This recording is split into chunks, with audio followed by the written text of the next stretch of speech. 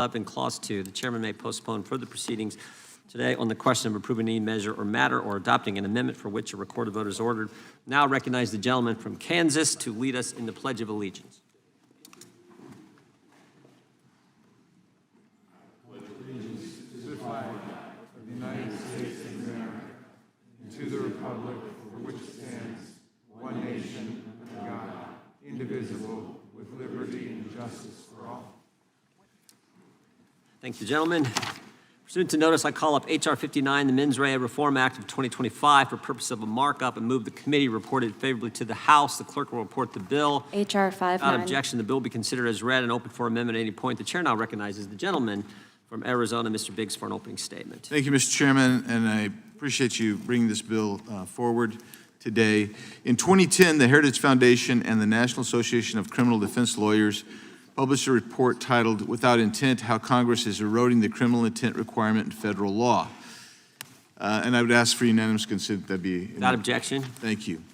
The report authors analyzed 446 nonviolent criminal offenses proposed in the 109th Congress, and they found that 50% of the analyzed offenses lacked adequate mens rea provisions.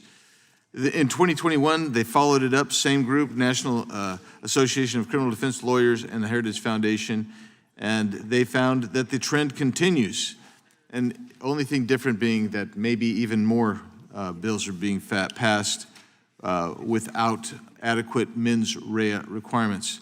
Just a couple of weeks ago, we had a hearing, and the witness brought in by the Democrats in his opening statement advocated for the passage of this bill, H.R. 59, and also mentioned the following bill that we'll do also favorably. What I'm suggesting to you is this should be a bipartisan approach to this bill today. I'm looking for that. I believe that we should do that because there is so many issues here. So when you begin to compare John Carlo Canaparo during the hearing, who was comparing federal crimes that are morally wrong and the federal offenses that are regulatory in nature, he cited some bizarre examples, such as the prohibition on selling Swiss cheese without holes, the requirement for certain toy balls to carry specific warnings, and the estimate is that there's more than 5,000 of those types of crimes, except for when you get into the rule process, the bureaucratic crime-making process, you'll find that there are hundreds of thousands of those, and they don't have mens rea requirements. I'll give you a couple cases. The one that really sings to me is the Gibson Guitar Corporation's factories in Nashville and Memphis. They bring in exotic woods, computers, guitars. Everything was seized under the allegation that they had violated the Lacey Act because they imported rosewood and ebony that was not harvested or exported in compliance with Indian and Malagasy law. But the Lacey Act makes it a federal crime to import wildlife or plants taken or traded in violation of any foreign law, but the relevant foreign laws were not clear, not publicly available, not consistently enforced by their own federal governments, and indeed the statute did not require the importer knowingly or have any culpable mental state to violate the law. So ultimately, they were imposing or seeking to impose, the feds were, criminal liability without any knowledge or intent on the part of the actor. That is against the longstanding Anglo-Saxon historic history of the jurisprudence that we have. There are other cases. We have the individual a case highlighted by the Democrats' witness, Mike Fox, and this is the case of Michelino Sunseri, who is a professional trail runner, and he was charged with a federal misdemeanor by the National Park Service for running on a trail that was allegedly closed, despite the fact that the trail had been used without incident for more than 50 years and did not have any signage indicating its closure. Again, there was no culpable mental state. There was no way for him to know, and nor was there ostensibly a requirement for a culpable mental state. But the Mens Rea Reform Act directly addresses these concerns by creating a default knowingly standard for federal crimes lacking explicit mens rea requirements. By restoring the essential element of criminal law, the culpable mental state, Congress can help ensure that only those who act with intent or knowledge are subjected to the penalties of the criminal justice system, which is fair. It reinforces civil liberties, and it curbs prosecutorial overreach. And that's the purpose of this bill. And Mr. Chairman, I thank you for bringing it forward, and I encourage everyone from both sides of the aisle to vote aye in favor of this. Let's move this along today. Thank you, Mr. Chairman. The gentleman yields back. Chair recognizes the ranking member, Mr. Raskin, for an opening statement. Mr. Chairman, thank you very much, and thanks for calling a hearing, a markup session on these bills. And I thank the distinguished gentleman from Arizona for his remarks on it. I'm delighted that we're taking up the whole question of over-criminalization, which is indeed a serious matter for the people of the country. Just as the people can obviously suffer from there being too many crimes taking place in society, we also can suffer from there being too many criminal laws in the country.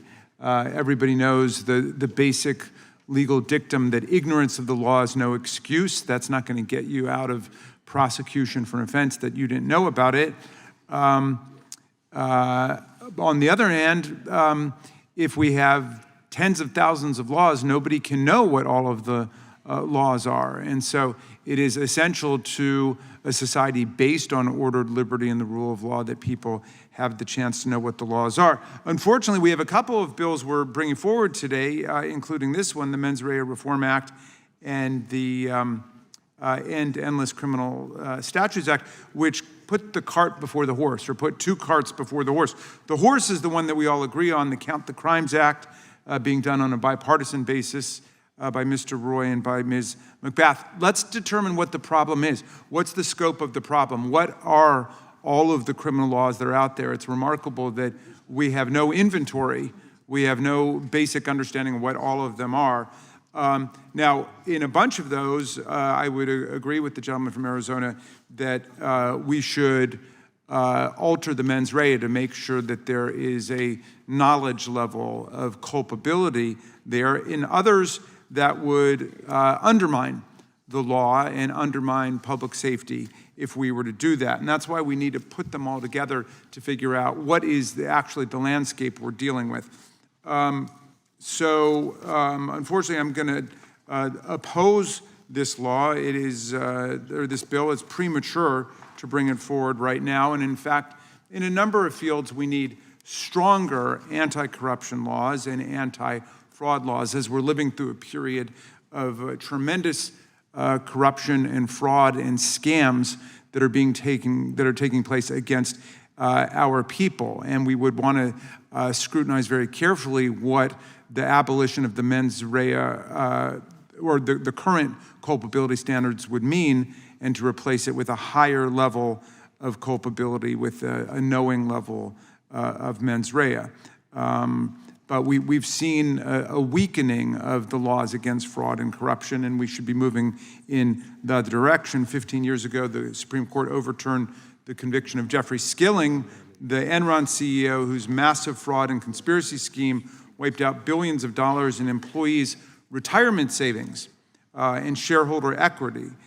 4 years later, the Supreme Court threw out Governor Bob McDonnell's conviction in Virginia on bribery charges stemming from favors that he did for Virginia businessmen who lavished him with $175,000 in gifts and cash and loans. And the court did that by making it more difficult to prove that a quid pro quo had taken place. And just last year, the court tossed out the conviction of James Snyder, an Indiana mayor who steered $1 million in city contracts to a trucking company that paid him $13,000 in kickbacks. These are just a few examples of the kinds of gaps in the anti-fraud and anti-corruption toolbox we really should be fixing at a time when criminal prosecutions of white-collar crimes have been declining for decades. So if we were to just pass the Mens Rea Reform Act, it would make these problems worse. It would exacerbate the ability of people to be getting away with white-collar crimes like criminal fraud and tax evasion, kickbacks, and other kinds of corruption. So we think this is too early to be doing this. I look forward to working with the gentleman on reform of culpability standards in a far more targeted and selective way moving forward in the future. And let's definitely go ahead and pass the Count the Crimes Act so we can get a real sense of what is out there. And with that, I urge my colleagues to oppose the bill, and I yield back to you, Mr. Chairman. I think the gentleman is back. Without objection, all other opening statements will be included in the record. The chair now recognizes the gentleman from Arizona to offer an amendment in the nature of a substitute.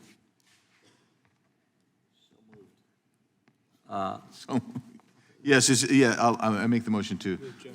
Jim has an amendment at the desk. The clerk will report the amendment. Amendment in the nature of a Without substitute. objection, the amendment in the nature of a substitute will be considered as read and shall be considered as base text for the purposes of amendment. The chair now recognizes the gentleman from Arizona to explain the amendment. Mr. Chairman, this is just have a couple technical corrections in it. Otherwise, it echoes the underlying bill. Anyone seek recognition? Gentlelady from Georgia is recognized. Thank you, Mr. Chair. You bet. Our criminal justice system is meant to prevent us from harm and to keep our country safe by creating a system to hold any wrongdoers accountable for their actions. Our system relies on the numerous laws that we already have in place, laws that need to be updated and they need to be clarified to ensure that justice is carried out properly. That is why I am proud to co-lead the Bipartisan Count the Crimes to Cut Act of 2025, which would aid Congress in getting the data that we need to determine the exact number of federal crimes on the books and help us to better identify places where we might eliminate crimes that no longer make sense so that we can make sure our criminal justice system is focused on what really matters. Beyond just identifying the number of crimes, the Count the Crimes to Cut Act directs the Attorney General to include in the report the mens rea requirement of all federal crimes, which sets the required mental state that a person must have to be considered guilty of the alleged crime. Yet before we can even receive that full accounting, my colleagues across the aisle want to pass the Mens Rea Reform Act simultaneously, which would establish a default mens rea standard of knowingly for federal criminal statutory and regulatory offenses that lack an explicit mens rea standard. Under this standard, prosecutors would have to prove that defendants knew or did not willingly turn a blind eye to the facts that constitute their offense. So what does this mean in practice? Rather than relying on precise data to determine where reforms are actually needed, this proposal would make radical changes to existing law and threaten to undermine the ability of the government to prosecute a range of crimes, putting public health, safety, and the environment at risk. For example, at a time when the current administration is suspending key quality control programs and purging staff who run our country's health and safety programs, the Mens Rea Reform Act could also jeopardize holding bad actors accountable who put harmful products out in the marketplace. Take the CEO of the Peanut Corporation of America, who was sentenced to 28 years in prison in 2015 after more than 700 cases of salmonella poisoning, which resulted in 9 deaths. They were traced to one of his factories in my home state of Georgia. If the proposed mens rea standard applied to conspiracy, one of the charges that the CEO and his fellow executive were convicted of, prosecutors would have to have had to prove both that the officials worked together to ship tainted peanut products and that they understood that such action constituted an illegal conspiracy to convict on that charge. Taking actions that result in shipping tainted food that kills people may no longer be enough to convict those who are responsible for conspiracy. Beyond the default mens rea standard, the bill could also change existing standards in the law. And of course, this has to be viewed in the context of President Trump's rampant efforts to let white-collar criminals off the hook, from deprioritizing white-collar prosecutions to gutting the Department of Justice anti-corruption unit, to pardoning those most loyal to him who had already been convicted, while ensuring those individuals don't have to pay a dime to those that they have harmed. Passage of the Mens Rea Act would allow Trump to achieve his goal of throwing white-collar prosecutions down the drain more effectively. It would not help those who are most affected by this country's overcriminalization. While I agree we should have a robust conversation about strengthening mens rea requirements in our federal criminal statutes, let's not put the cart before the horse. I look forward to joining my colleagues in getting the Count the Crimes to Cut Act to the President's desk so that we can identify which laws actually need mens rea reform. Thank you, and I yield back. Gentlelady yields back. Who seeks recognition? Gentleman from Arizona is recognized. Thank you, Mr. Chairman. I am intrigued to hear that the argument is not that we should not fix mens rea, but that we should first count the crimes. Count the crimes, they say. I find it intriguing because their own witness 2 weeks ago said, we need to pass this bill, H.R. 59. Their own witness, wasn't me. Well, I was advocating it, but their witness said it, yeah. And the McDonald case, that wasn't some kind of split along ideological grounds. That was an 8-0 decision. That was an 8-0 decision. And I will say the gentlelady from Georgia actually said this correctly. She said this bill will fix those crimes that lack an explicit mens rea.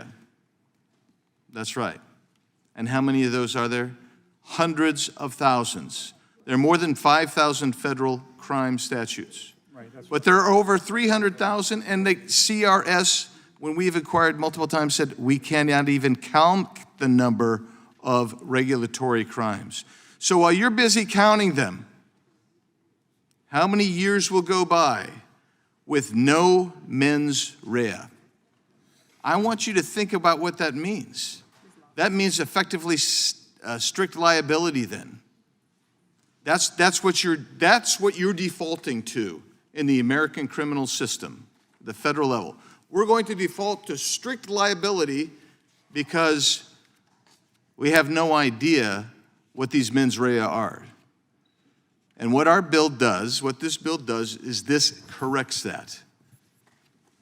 Nothing should tilt the playing field in favor of the prosecution.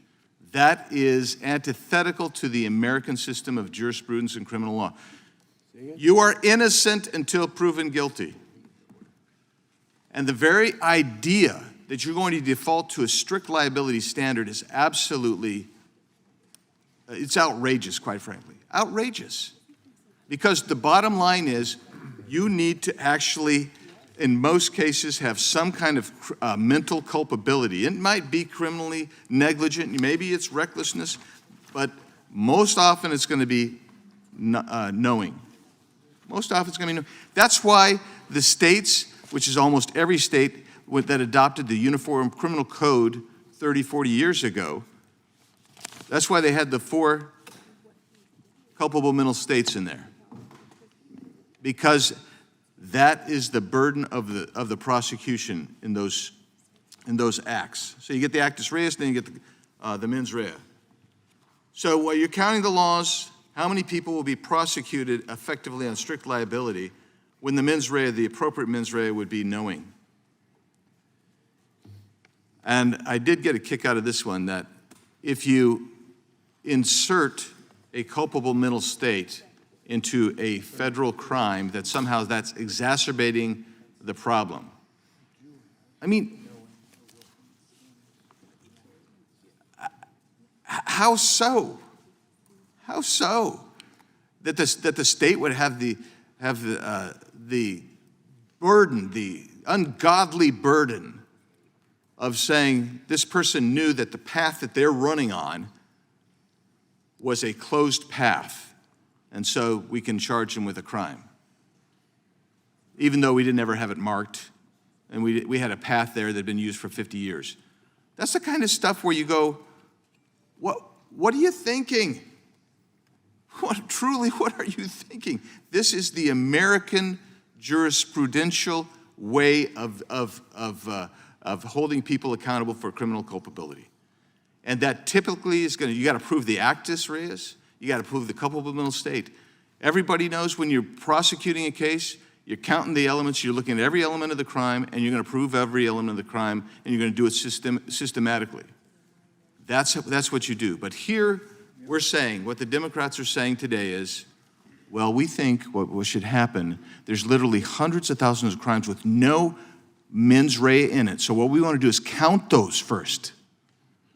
And in the years intervening while they're counting those, then we're going to say, well, too bad if we're going to apply effectively a strict liability type of analysis to it. Because all they're going to look at is the actus reus, and that's a problem. That's why you should pass this bill, and I yield. Mr. Chairman? Gentleman yields. Chairman. Gentlelady from California is recognized. I'd just like to say, I understand the gentleman from passion, but I think Ms. McBath has laid out a thoughtful and orderly way to accomplish our mutual goals in a way that will be successful. And I think her presentation was very orderly and persuasive. And I would like to yield to the ranking member, Mr. Raskin. I thank the gentlelady from California. The gentleman from Arizona has invoked our witness on his behalf, so I want to invoke his witness on our behalf, because his witness, Mr. Giancarlo Canaparo, said the first step towards solving this problem is to gain a clear sense of its magnitude. And he argues precisely for the Count the Crimes Act. I think maybe we're overstating the disagreement between us. The vast majority of offenses already have the mens rea requirement that the gentleman from Arizona and I concur should be the basis for federal criminal law. But for the young people present today, and there seem to be a lot of them, Mr. Chairman, their eyes seem to be glazing over. This is actually kind of an interesting thing we're talking about here. And so let me try to revive my role as a law professor for 1 second. The criminal laws have what's called a standard of culpability. What does the prosecution have to prove in order to show beyond a reasonable doubt that a person's guilty? And for most of our crimes, it's already the rule that you have to show that the person acted willfully or knowingly. They knew what they were doing they acted knowingly with respect to every material element of the offense, or they acted purposefully, deliberately with respect to every part of the offense. But there are certain crimes that have negligence or strict liability as a standard, okay? And we don't even know what all of those are. That's why we want to count the crimes, to round them all up so we don't,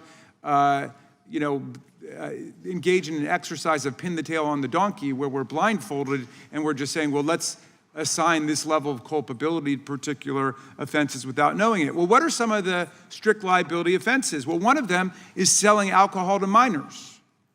If a bar or a tavern is accused of selling alcohol to minors, they can't say, oh, I didn't know that that person was really 17. But that is the law, and that's a policy choice that's been made. And so there are policy choices that have been made like that. Statutory rape is another one. It doesn't, if you have sex with a 15 or 16-year-old, it does not have to be proven that you knew the person was 15 or 16. The burden is on you to determine it. That's a policy decision. You might disagree with that, Mr. Biggs, but that was a policy decision made by the legislature. So I don't think we just want to say we are going to, with a broad brush, go out and overturn the level of culpability that has been assigned by prior legislatures to particular criminal offenses without looking at what they are and what that would mean. Possession of narcotics is another one. Certain environmental crimes are strict liability offenses. You can't say, well, I didn't know what the precise mixture of that toxic waste sludge was that I dumped into the lake or dumped into the land. You're strictly liable for it. That might be the right policy choice, it might be the wrong policy choice, but that's a policy decision.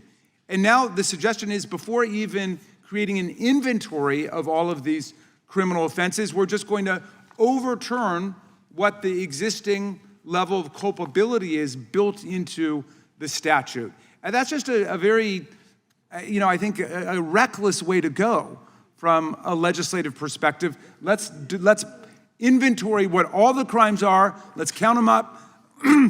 Let's get them in front of us, and then we can go one by one and act like legislators and say, yeah, we should go with the basic willfulness standard for mens rea, or there's a reason to keep a strict liability standard. But I, for one, am not willing just to cast one vote and overturn the level of culpability and the handiwork of prior Congresses and just saying, we're going to go to this one particular. Will the gentleman yield? It's actually my time, and I wanted to yield to the gentlelady from Georgia, wanted just a final statement. And thank you very much. And actually, if you take a look, it's actually, the investigation is only for 1 year's time. Just 1 year's time. So you're not talking about an extended period of time. You're talking about 1 year's time to do the work that we need to do before we move forward. I yield back. Gentlelady yields back. Gentleman from Texas is recognized. I thank the chairman, and I appreciate that we are here, I think, with at least some bipartisan agreement on the extent to which we have an over-criminalized federal government and an over-criminalization generally, and that we need to review that and look at that. Now, let's talk about the Count the Crimes Act. This is legislation that I introduced, I think, 5 years ago, something like that, along with the current minority leader, Hakeem Jeffries, who once served on this committee. I'm delighted to now have the legislation with the gentlelady from Georgia, and we are in agreement on, I think, the goals of that legislation. And I do think it's important, but it will take time. Significant time. And in fact, I'm concerned that notwithstanding our passing the act, which I hope we will do out of committee today and from the floor forthwith, and hopefully the Senate will move it, previous efforts to count the crimes have failed miserably because there are so many of them. And because it is so difficult to wrap your arms around 5,500 crimes of varying natures and 300,000 pages of criminal codes and regulations that have now criminalized every act that you can possibly imagine for the American people. And I think the issue here, that why I support, of course, the Count the Crimes legislation, but also the gentleman from Arizona's legislation on mens rea, is this is not a new issue. This is an issue that has been around for decades. There was committees that were formed in the 1970s to look at this. There have been bipartisan efforts over time with people ranging the ideological spectrum because of the importance of mens rea. Now, why does mens rea matter? Because you ought to know, have to know the crime, you ought to have intent, you ought to have knowingly committed the crime, the various things that we have put in the elements of various statutes, but not always. And that's the issue. Right? And so what this is attempting to do is say, okay, there are in fact many statutes, including, by the way, a lot of the white collar crimes that the gentleman has alluded to. For example, the Clean Water Act, which has language in there like knowingly. And my concern here is that we have significant statutes and regulations that do not have that clarity. And the gentleman from Arizona, I think, is rightly trying to put the clarity in there. For example, and I'd like to insert in the record without objection, or ask unanimous consent, I should say, to put in the record a report from the Right on Crime organization. Congress needs to make up its mind, mens rea reform and why it matters. So I'd ask consent to do that. Without objection. And one of the things that they note in here is that criminal penalties were historically imposed for inherently immoral acts, such as murder, arson, rape, immorality, some could say. It can largely mimic rules to protect public safety. But nowadays, criminal penalties attach to a wide range of actions. Take, for example, 18 U.S.C. 336, which makes it a federal misdemeanor to write a check for less than a sum of $1. Like, that's absurd. I mean, I'm sure some of the folks in the audience don't even know what a check is, but the fact is that's absurd to write a check for less than $1 is a federal offense, right? So you say, all right, well, do you know that? Someone's out there and writes the check for 80 cents and somehow you've violated federal crime. Or consider how a 1-year penalty and penalty and monetary fine could apply if someone allows his cattle, horses, hogs, or other livestock on federal land for the purposes of destroying the grass or trees. Also, for the purposes of destroying the grass or trees. These laws are concerning because they make Americans felons for nonviolent, innocuous behavior. So these are the kinds of things that I think that we're trying to address. The mens rea element is important, and I think that it's critically important that we have it without waiting to count the crimes. With that, I don't know if the gentleman. Would the gentleman yield for a question? Well, the gentleman from Arizona one at a time, with respect to the ranking member. Yeah, so thanks for yielding. I just want to clarify that in the bill itself, it says any element for which the text of the covered offense makes clear that Congress affirmatively intended not to require the government to prove any state of mind with respect to such element exempts you from the bill. So maybe that should alleviate some of your concern. And then when you get to our witness that you were asserting that he wanted us to count the crimes first, let me read directly from his testimony. So where do we go from here? For years now, my colleagues and I have asked the federal government to count, review, and cut the excess federal crimes in both the U.S. Code and in the CFR. Likewise, we have asked the government to adopt a default mens rea law that would apply some default intent requirement to any federal crime that lacks one. That's what this bill does. It's consistent with what the National Association of Criminal Defense Lawyers wants, what your witness wanted, what our witness wanted, and now we find you guys kind of changing your tune. Yield back. I yield back. Who else seeks recognition? Mr. Raskin, you seek recognition? Thank you, Mr. Issa. Yeah, if I understood my friend from Texas correctly, he was basically saying that the job of counting the crimes is literally impossible because it's countless or it's infinite and it'll take forever. But I understand. I didn't say impossible. I just said difficult and will take some time. But the legislation calls for the count within 1 year. I get that. And I hope it's successful. Yeah. I mean, I think we're very close on this, but I think that, to me, it feels a little bit like legislating in the dark to say we're going to go ahead and alter the level of culpability assigned to every criminal statute without even knowing which ones we're talking about. With the gentleman yield, I know, and I would have liked to have yielded before, but I'd already agreed to yield to the sponsor. Yeah. To the gentleman, because I think we're largely in agreement here. This is not a partisan issue, right? So, I understand the gentleman's concern, but can we just level set on the concerns? Do we not agree that the legislation specifically exempts laws that already have mens rea or have specifically said that we needn't have it? Would you show me that part? Can we look at that? I will defer to the sponsor. Page 5, lines 1 through 8.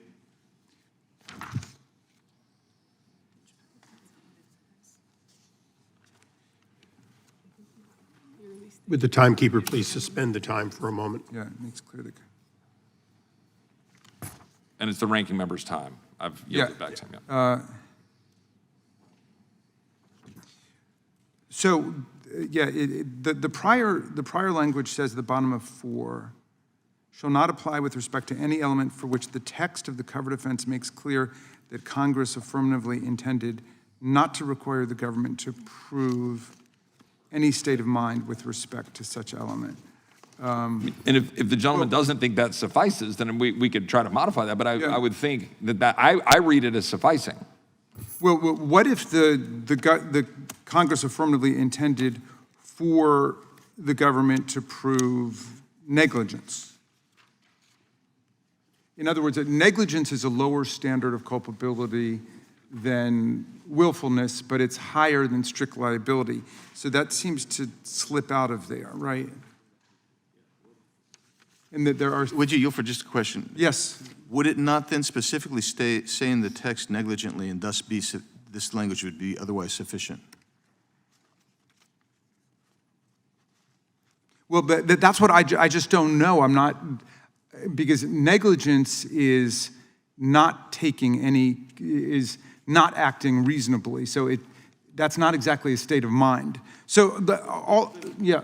But as the law professor, when you're teaching the criminal code, for instance, in Maryland, which is very similar to Arizona because they've adopted the Uniform Criminal Code, you're teaching 4 different culpable mental states. That's specific to every state code, and one of those is criminal negligence. One of them is recklessness. Yes. One is knowing, and one is intent.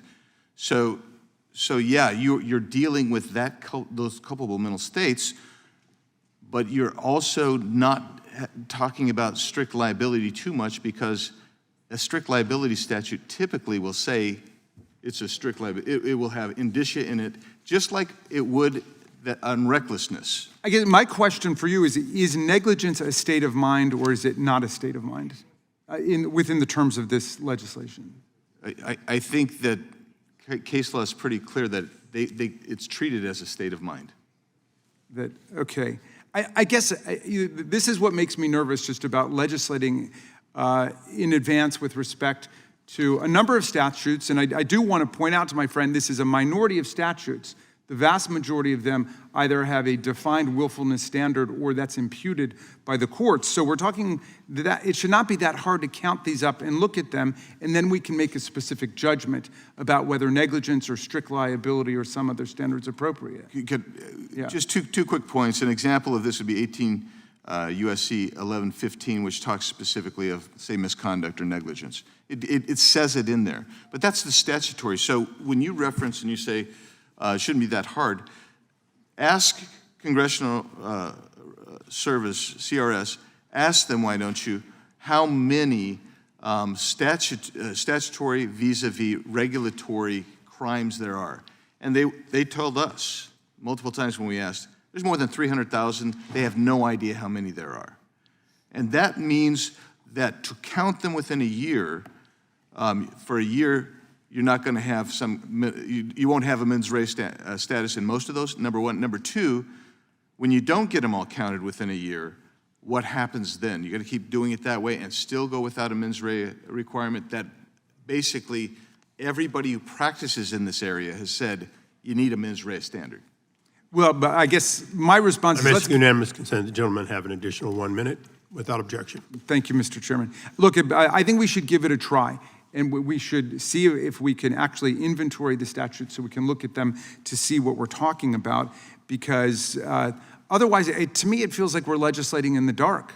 It's like we've turned the lights off, and then we just say, let's change the culpability standard for all these statutes. We don't even know how many there are or what fields they're in, and we'll do that. And as you know, even the question of legislative intent can be indeterminate and inscrutable sometimes. So even trying to interpret what Congress was thinking may be difficult. And I'm not even clear from this language whether negligence is something that we would hold harmless and free from this process or we would incorporate into it. So again, I don't think we're that far away, and I think we can get this done in this Congress. But, you know, for me, I just don't feel sufficient clarity as to what we're doing. We're saying it's a job so mammoth that we can't even count these laws, and yet then we want to go ahead and legislate with respect to them without studying, you know, the particular dynamics of that legislation. Thank you, Mr. Chairman. The gentleman yields back. Who else seeks recognition? Gentleman from Kansas. Thank you, Mr. Chairman. I've been listening carefully to this, and it's a bit of a sense of deja vu for me. And I think it was 2009 or 2010, we recodified our criminal code in the state of Kansas. I was in the state Senate then, and we went through exactly this discussion. Actually, if my memory's right, I think I was the only no vote on recodifying, but it wasn't because of this issue. It had other issues. And I guess I'm a little bit puzzled by the discussion, and maybe I would ask the gentleman from Arizona or from Maryland to help me understand where I'm missing the point here. I'm looking at the amendment in the nature of a substitute, and I'm looking at the top of page 3, lines 1 through 5, which defines the term state of mind and sets out 7 specific states of mind. We have 4 in Kansas, consistent with what the gentleman from Arizona suggested, one of which is negligently. And then I'm looking at the bottom of that page, lines 23, 24, and then the next page, the completion of that paragraph, which I think is the heart of the bill. It sets out a default rule, as I understand the gentleman from Arizona, the gentleman from Texas, that if there isn't a state of mind expressed by the creator of the statute, then the default is knowingly. We could change that for any statute we wanted, but it sets out a default. And I guess my question for the gentleman from Arizona, and this is where I'm puzzled, isn't it the case now that if there is no state of mind expressed in the statute or in the rule or in whatever it is that's being alleged to have been violated, somebody has to fill in the blank on what state of mind applies? and that often occurs in the course of litigation about enforcement or otherwise. And isn't it the case that all this does is have Congress express that if we haven't otherwise expressed a state of mind, the courts are supposed to default to knowingly unless and until we specify otherwise? Isn't that all this bill does? And If you'll yield. please. That is the intent, and I think that's the way it's written, and I think that's what it is. If there is a lack of expression in the statutory or regulatory scheme with regard to that crime as to what the culpable mental state's going to be, which we iterate in here, which is consistent with the federal laws, is a little bit odd compared to the state laws, but yeah, then you're going to default to knowingly. Because as Mr. Giancarlo said, he said, if the criminal law extends to accidental violations of arcane policy rules, the person probably doesn't know that they're in violation of the crime. And thus, the old axiom, ignorance of the law is no defense, goes down the toilet. He didn't say down the toilet, that's me saying. But the point is, yeah, that's why it's there. And you're exactly right, that's the nub of it. So, Mr. Chairman, reclaiming my time, just to be sure I understand for the gentleman from Arizona. So in the event we had a current law crime, say an environmental crime, which is the classic example here, that is strict liability, and if Congress has said this is a strict liability crime, nothing in this bill changes that. Isn't that correct? And I would yield to the gentleman. That's correct. Okay. Thank you, Mr. Chairman. And Would the gentleman yield? absolutely. For the ranking member as he goes through this, is it really just that you need further clarification of, you're not objecting to the default, but you're objecting to a basis under which it would be considered absent?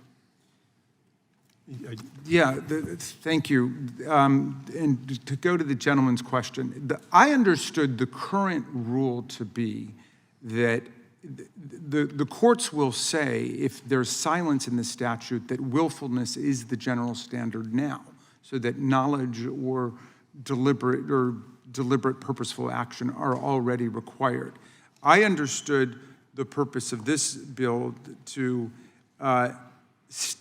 to basically take away from the court the ability to determine whether there was legislative intent to the contrary, because it's a regulatory statute, an environmental statute, or what have you. And so we would run over the normal rules of judicial interpretation and statutory construction that a court would be deploying. And that's why I think we should look more specifically at what the statutes are. I believe if all the legislation is intended to do is what the gentleman from Arizona said, I think that's already the law. That is, courts will say, if there's no telling what it is, then given the doctrine of lenity and due process, it must be shown that the person acted with specific intent, with at least knowledge, with respect to every element of the offense. And what makes me nervous is just that there are lots of different elements in any particular offense. Take, environmental offense like dumping in a river. Are we saying there's got to be knowledge that what you put in was toxic? Do you have to show that there was knowledge that this was a waterway covered by federal law? Does there need to be knowledge that the effect of this would be a harm to the public health? Which elements of the offense does the level of culpability carry over to? And I just feel like we're making one big decision for every statute right now without even looking at how it would affect particular laws. I thank the gentleman. Now recognize the gentleman from Georgia. Thank you, Mr. Chairman. I rise in opposition to this bill. Let's not get caught up in the weeds on this. There is a lot of verbiage in the legislation that can be confusing, particularly to lay people. But what doesn't confuse lay people is the time that we're living in. The time that we're living in now, and why this legislation would come forward during this time, a time of unprecedented corruption at the top levels of government.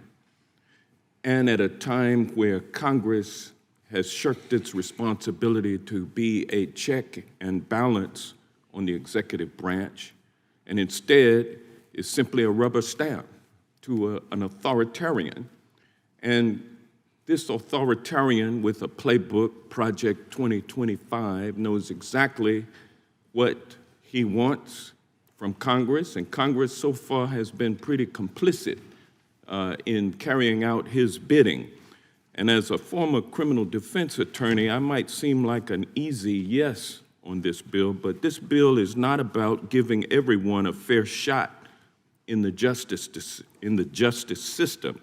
No, this bill is about aiding the Trump administration's continued efforts to let white-collar criminals off the hook. And by the way, I'd be remiss for not pointing out the lawlessness of this president when the first day he's in office, he grants pardons and clemency to 1,600 plus January 6 insurrectionists without regard to culpability, without regard to knowledge and intent. He just did that and has continued to do it throughout his reign so far. Trump's Department of Justice has also gutted the top anti-corruption unit in the Department of Justice. They've removed its power to charge politicians and public officials for bribery and extortion, and reduced its staff from 30 attorneys down to 5. And I would also be remiss if I were not to point out the fact that this administration, which leads this Congress, also let a criminal defendant off the hook for a promise to open up Rikers Island, to carry out deportations, the mass deportation movement. Closed down that case just for that purpose. A lawless administration. The Trump administration also disbanded anti-corruption task forces, suspended any investigations of United States companies for alleged corruption overseas, and directed prosecutors to stop litigating fraud involving cryptocurrency. And again, involve this administration in cryptocurrency along with this Congress.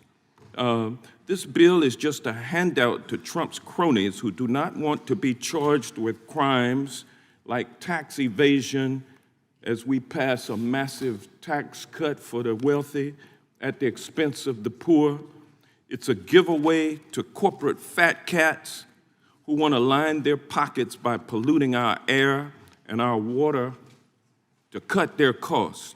And if we hamstring the government's ability to charge these corporations for things like environmental crimes, big business will increase their profits by dumping more toxic waste into water, and Americans will pay with their health when these chemicals cause cancer, but you won't have a health system to get treated by because they're cutting Medicaid, they're cutting Medicare, and as a result of withdrawing that much money, trillions of dollars, $1.5 trillion from our healthcare system, hospitals and clinics and doctors' offices are going to be closing. So while these polluters are let off the hook criminally, the people will suffer.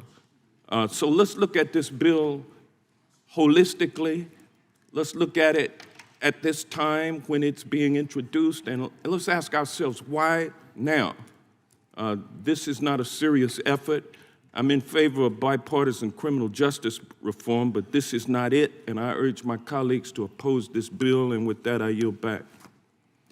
Thank you. Before we seek further recognition, I've been informed by the ranking member that if the proponent would work with them in good faith to go over cases that have already been decided, that are in case law, that may genuinely give an opportunity for a friendly amendment on the floor, that they'd be willing to bring this to a close for today and and then we'd move the bill and move on. Would the gentleman opine on that, please? Yeah, thank you. I'm going to let the last commentators. It didn't happen, so please Yeah, continue. I'll pretend it didn't happen because it's so idiotic. But That's just impossible to do at this point. The bell has already been rung, and I'm glad to have rung it, and I'll The continue gentleman to is ring it. not recognized. Please continue. Yeah, thank you. I would just point out to the ranking member, I think his concerns are assuaged on page 5 of the ANS, where it talks about any element of a covered offense to the extent that applying subsections B2 and BC2 and C to such element would lessen the degree of mental culpability the government is required to prove with respect to that element under either a precedent of the Supreme Court of the United States or any other provision of this title or an act of Congress. I'm willing to work in good faith. I'm not sure, you're going to have to designate someone, Mr. Ranking Member, who can work in good faith, because the aspersions made about this bill, which were so absurd by the gentleman from Georgia, makes me call into question. I don't question you, Mr. Ranking Member, because I think you and I could work in good faith to see if there's an issue that we can resolve. But otherwise, I would. I thank the gentleman for just a moment. The ranking member. So there's a Supreme Court case called United States versus Excitement Video, which found that there's a standard presumption in favor of a scienter requirement, which is a specific intent requirement, which is purposefulness, willfulness, knowledge, okay?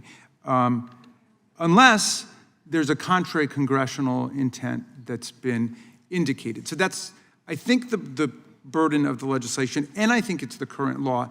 The part that's making me nervous is congressional intent with respect to prior statutes. So say you're in a field where traditionally Congress has understood that the courts will treat it as a strict liability offense, say a dumping offense in the environmental field, but they don't specify it. So it's no longer in the language of the statute because the Congress has taken it for granted that the courts will interpret it this way. It seems to me that the bill at that point would override it because of the silence of the statute on the question. And that's why I'm going to want to look at it. And, you know, the chairman's very kind to suggest that maybe we could work it out. The problem is that because of the proliferation of statutes, we don't know exactly what we're talking about. And that's why I feel so strongly about the bipartisan bill we've got to count the crimes, to put them in front of us so we could check it out. But I'm certain at the end of the day, we're going to get to the same place on this. I believe that's an offer by the ranking member to work directly between now and the time this bill comes to the floor. Does the gentleman agree to that? I'm certainly willing to talk. And I appreciate that. In that case, the question is on the adoption of the amendment in the nature of a substitute. This will be followed immediately by a vote on reporting the bill. All those in favor say aye. Aye. Any opposed? No. In the opinion of the chair, the ayes have it, and the substitute is adopted. The question is on favorably reporting the bill as amended. All those in favor say aye. Aye. Any opposed? No. In the opinion of the chair, the ayes have it, and the bill is reported favorably to the House. Members will have. I request a recorded vote, Mr. Chairman. The ranking member requests a reported vote. The clerk will call the roll. Mr. Jordan? Yes. Mr. Jordan votes yes. Mr. Issa? Yes. Mr. Issa votes yes. Mr. Biggs? Mr. Biggs votes aye. Mr. McClintock? Mr. McClintock votes aye. Mr. Tiffany? Mr. Massey? Mr. Roy? Aye. Mr. Roy votes aye. Mr. Fitzgerald? Mr. Fitzgerald votes aye. Mr. Klein? Mr. Gooden? Mr. Van Drew? Yes. Mr. Van Drew votes yes. Mr. Nels? Mr. Moore?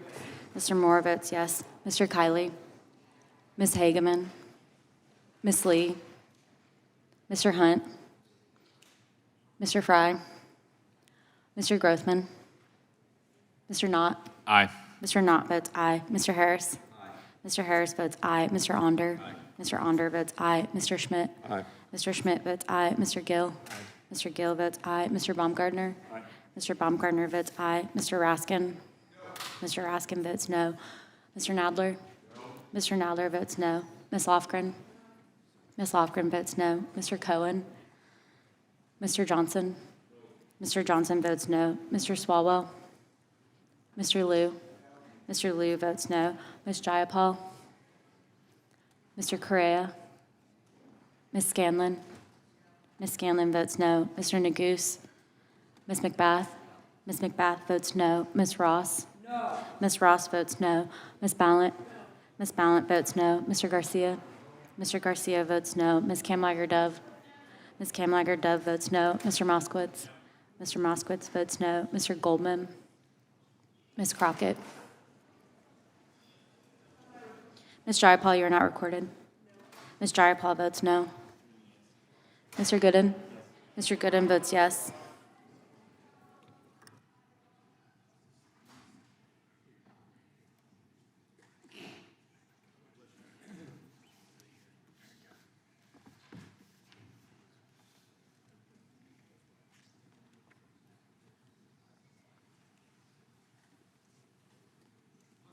Clerk will report. Mr. Chairman, there are 15 ayes and 13 noes.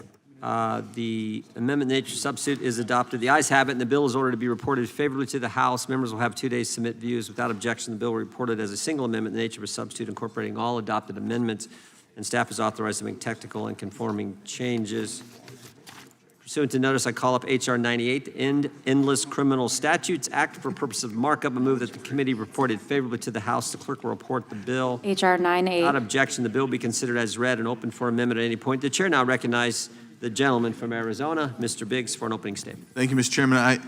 I'm glad at least there's comity in the sense that we have too many federal crimes. According to one study, the average American commits 3 felonies per day, which does not consider the overwhelming number of misdemeanors or civil violations. In some instances, the laws are so obscure and vague that even law enforcement and federal agencies are unaware that they exist. The American people should not be burdened with frivolous and unnecessary federal laws they don't even know exist. So I appreciate my colleagues have said they want to just wait until we've counted all these.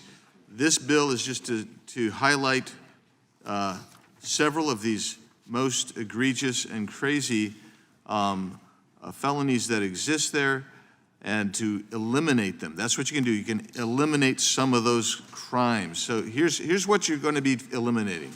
Writing a check for less than $1. And I understand that my colleague, Mr. McClintock, he routinely tips with a check for under $1. So that's not true. That's not true, yeah. Number 2, selling or possessing colored oleomargarine or colored margarine unless they are packaged and labeled or served in a triangular shape. Discarding produce without sufficient cause or making a false report concerning that produce. Removing a stamp from any mail matter. Making metal coins of original design or attempting to use such coins. Detaining a seaman's clothing. Boarding any vessel about to arrive at her destination before such arrival is actually complete.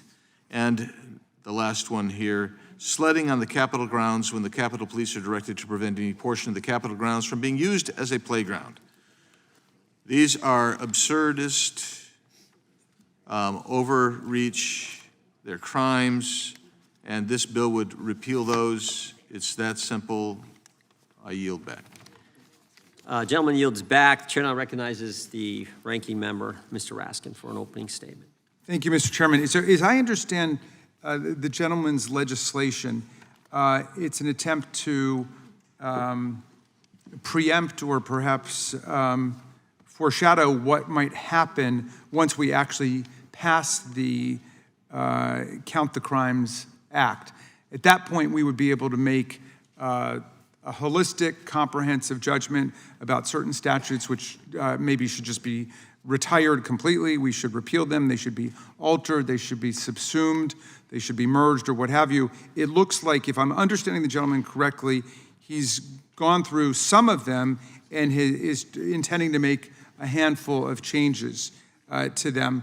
And again, we think this is putting the cart before the horse. Let's actually engage in the process that's called for by the Count the Crimes to Cut Act of 2025. Let's do it in a systematic and thorough way. We've not done a specific study of the legislative history of these particular statutes. We've not done a study, at least I've not done a study of the case law that's arisen out of them. I don't know that there are specific emergency problems relating to any of them, and I would rather not sidetrack us from the main job here, which is let's try to look at the entire thing. And in reaching out to the 7 different committees who have expertise in the specific subject matter affected by this bill and particular provisions, we've heard concerns that the bill would do more harm than good. We understand the legislation is opposed by the U.S. Capitol Police, the architect of the Capitol, and the maritime unions. I don't know why. Those are just the few that we've heard from about these. Again, I'd rather proceed in a methodical, systematic, and comprehensive way rather than take a scattershot approach. Would And so would for the that reason- gentleman yield? Yes, I'm happy to yield. I just wanted to. I think it's opening statement. Oh, it's opening I'm statement. so I'll be sorry. happy to, that's all right. I'm so sorry. I would have liked to have yielded, but I'm going to yield back to you, Mr. Chairman. We'll get to all that. I think the gentleman is recognized. Chair, I recognize the gentleman from Arizona to offer an amendment in the nature of a substitute. I have an amendment at the desk. Clerk will report. Amendment in the nature of a Without objection, the substitute. amendment in the nature of a substitute will be considered as read and shall be considered base text for the purpose of amendment. The chair recognizes the gentleman from Arizona to explain the amendment. I think we just made a technical change or two in here, and it's otherwise the same. Okay, now, who seeks recognition? The gentlelady from California is recognized. Thank you, Mr. Chairman. I just, as a former chair of the House Administration Committee with oversight over the Capitol Police, I wanted to briefly address the issue, the sledding issue, because as I understand it, the bill actually repeals 2 U.S.C. 1963, which states, "It shall be the duty of the Capitol Police on and after April 29th, 1876, to prevent any portion of the Capitol grounds and terraces from being used as playgrounds or otherwise, so far as may be necessary, to protect the public property, turf, and grass from destruction or injury." I think the repeal of the statute actually does more than what is intended, which is to let, when it snows, to let people on Capitol Hill go with their kids and sled down the hill. Everybody thinks that's fine, but I think the statute provides authority for the Capitol Police to take additional steps to secure the facility. And I think that would be a mistake. We all know that the threat level is very high. It's not the sledders that we're worried about, but there are other threats that the Capitol Police need to be able to anticipate and protect us from. So I think I'm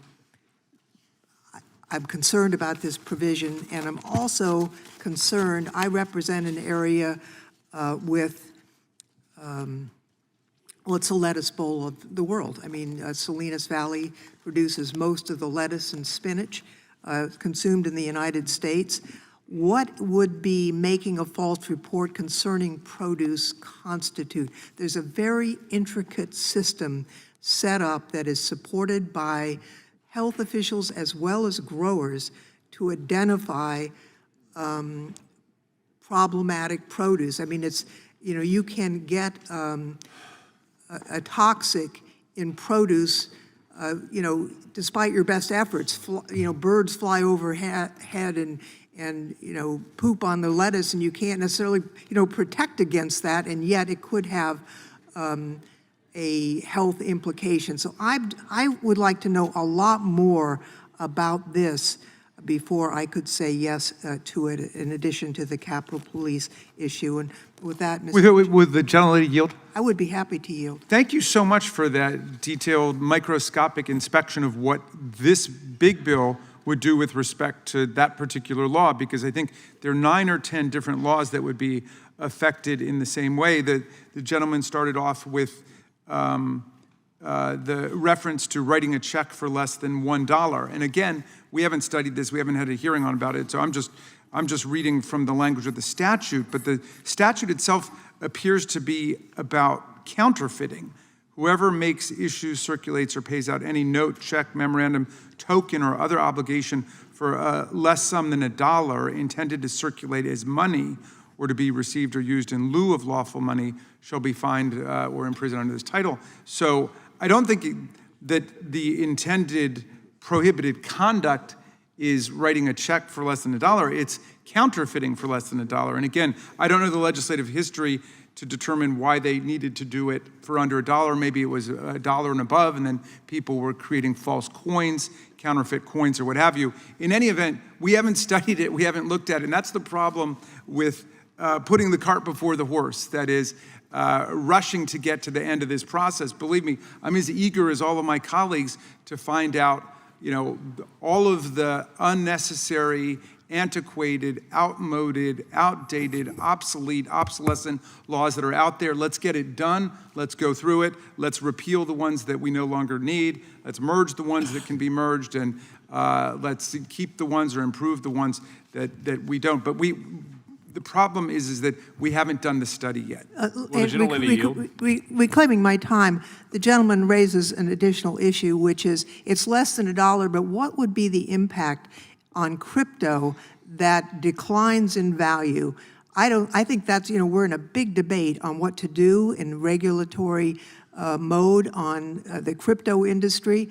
We rely very heavily on the Financial Services Committee for guidance on that. And I don't know what the answer is, but I think it's a provocative question without an answer at this point. And additional, some of the other things I think, look reasonable, but, we don't want to, we don't want to make a mistake. And I think, the bipartisan bill to actually do the analysis within a year would make sure that we don't do mistaken efforts. So with that, I yield back. Gentleman yields back. Gentleman from California is recognized. I thank the chairman. I'm going to speak briefly in favor of this and tell a little story. When I came to Congress, one of my classmates that entered the same year was Jeff Flake, who had headed up the Goldwater Institute, went on to be a senator and then an ambassador. And then Congressman Flake used to go to the House floor to the chagrin of people, including Zoe Lofgren and myself, and he would find the most obscure grants that threw money at things. I remember one time it was a study to look at the effects of malt liquor and marijuana on college co-eds.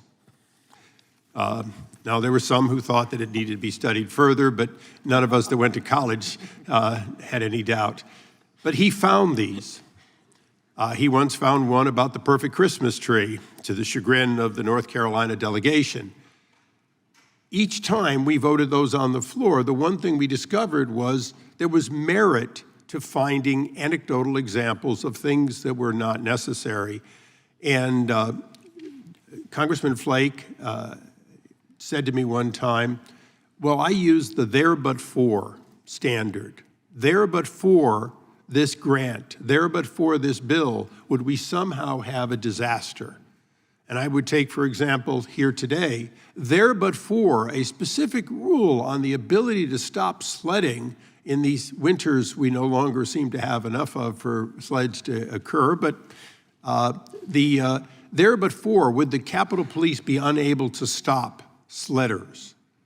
There but for, are there no other rules or regulations, duplicates, triplicates, that would allow the Coast Guard to stop somebody from doing something nefarious before the ship lands? And the answer is, of course, we could go through each of these, but I think all of them would pass the there but for this bill. You would still be able to, or be unable to name an offense that wouldn't be covered by a host of other laws. And so I'm going to vote for this, not because it's a big bill. Matter of fact, to my gentleman from Arizona and my friend, this is about the smallest request I've ever seen come out of him. This is really so much low-hanging fruit, because these are the bills that are a starting point for why do we need to have duplicates, triplicates, quadruplicates. It is the reason that often people don't know there's a law about it. When I first came to Congress, they usually talked about Catholics doing something in New York on Sundays or something that was still on the books. But for all the young people that have been pointed out here today, we don't do enough elimination of obsolete regulations, obsolete laws, because they are burdensome. And I do support, along with my colleague from Arizona and others here, I do support the idea that we should have the study done. We should see, to the greatest extent possible, the additional items. But don't let the perfect that is your goal, the 300,000 you want to eliminate, stand in the way of looking at each of these and asking the simply, there but for this law, is there somehow a criminal, a terrible, heinous crime that will not be punished or prevented? And I think you'll find that basically, there but for these bills, we could still, in fact, punish them. Would the gentleman from Arizona concur with that? Yes, well said, and the only thing I would add is that when I hear that we haven't studied this or we didn't have a hearing on this, we actually did May 7th. We had a hearing on this bill with witnesses, and didn't they noted some of the ones you brought up? they indeed noted these right here. Thank you. Will the gentleman yield? Of course I would yield. Yes. So basically if I interpreted your statement, we should be able to secure the Capitol without criminalizing sledding. Is that correct? That's correct. The authority for the Capitol Police, quite frankly, to escort anyone other than members with their pins off the grounds exists already. They have complete authority. And it is a crime not to obey a Capitol policeman who tells you to leave. I remember a special select committee that studied that in detail not long ago. Yield back. And with that, I yield back. Gentlelady from Georgia is recognized. Thank you, Mr. Chairman. I do want to associate myself with the remarks of Ranking Member Raskin. I agree that we do need real solutions to address the harms of overcriminalization and mass incarceration that particularly fall on the communities of color and affect all of us by eroding trust in our criminal justice system. We should always be looking for bipartisan, evidence-based solutions to make our community safer. And this legislation to repeal 9 completely unrelated criminal provisions clearly fails to meet this standard. Ranking Member Raskin highlighted a few of the provisions that this bill would actually repeal, and I would like to address another. This bill would repeal Section 1963 of Title II, a provision dating back to 1876 that actually I'm going to quote for you. It says, "It shall be the duty of the Capitol Police on and after April 29, 1876, to prevent any portion of the Capitol grounds and terraces from being used as playgrounds or otherwise, so far as may be necessary to protect the public property, turf, and grass from destruction or injury," end quote. The findings section of the bill and press releases in support of it emphasize that the reason to repeal this provision is to decriminalize sledding. But this language doesn't include sledding at all, and it doesn't criminalize any particular activity. Rather, it instructs the Capitol Police to protect the Capitol grounds. Congress enacted this law, the Turf Protection Act, following the destruction of the grass after 10,000 children came to play and roll Easter eggs on the grass. While acknowledging that it was a joy to watch the kids, senators noted that the crowds were particularly damaging to the sloped areas of grass and that the damage done cost thousands of dollars to repair. They don't cite a specific cost, but $1,000 in 1876 is equivalent to about $30,000 today. So we're talking about a big cost to taxpayers then and now. One senator noted that the grounds were also damaged by frequent cattle crossings and argued it was important to give police the duty to prevent them and to protect the monuments across the Capitol grounds. The Turf Protection Act was passed, and the tradition that eventually became the official White House Easter egg roll moved across the mall to a flat lawn that was less susceptible to damage. Today, Capitol Police no longer have to prevent cows from coming across the lawn, but they still rely on this authority to protect the Capitol grounds in a wide variety of ways. They use this authority to promulgate regulations that prohibit skateboarding, ice skating, kite flying, and the use of model airplanes, model cars, and drones on the Capitol grounds, as well as to control concerts and special events. These regulations protect the grounds from damage. They promote safety, public safety for people in cars and pedestrians, and even security implications. These regulations do prohibit sledding, but As the press release for this bill readily acknowledges, the sledding prohibition is not enforced because annual appropriations report language typically directs Capitol Police not to enforce it.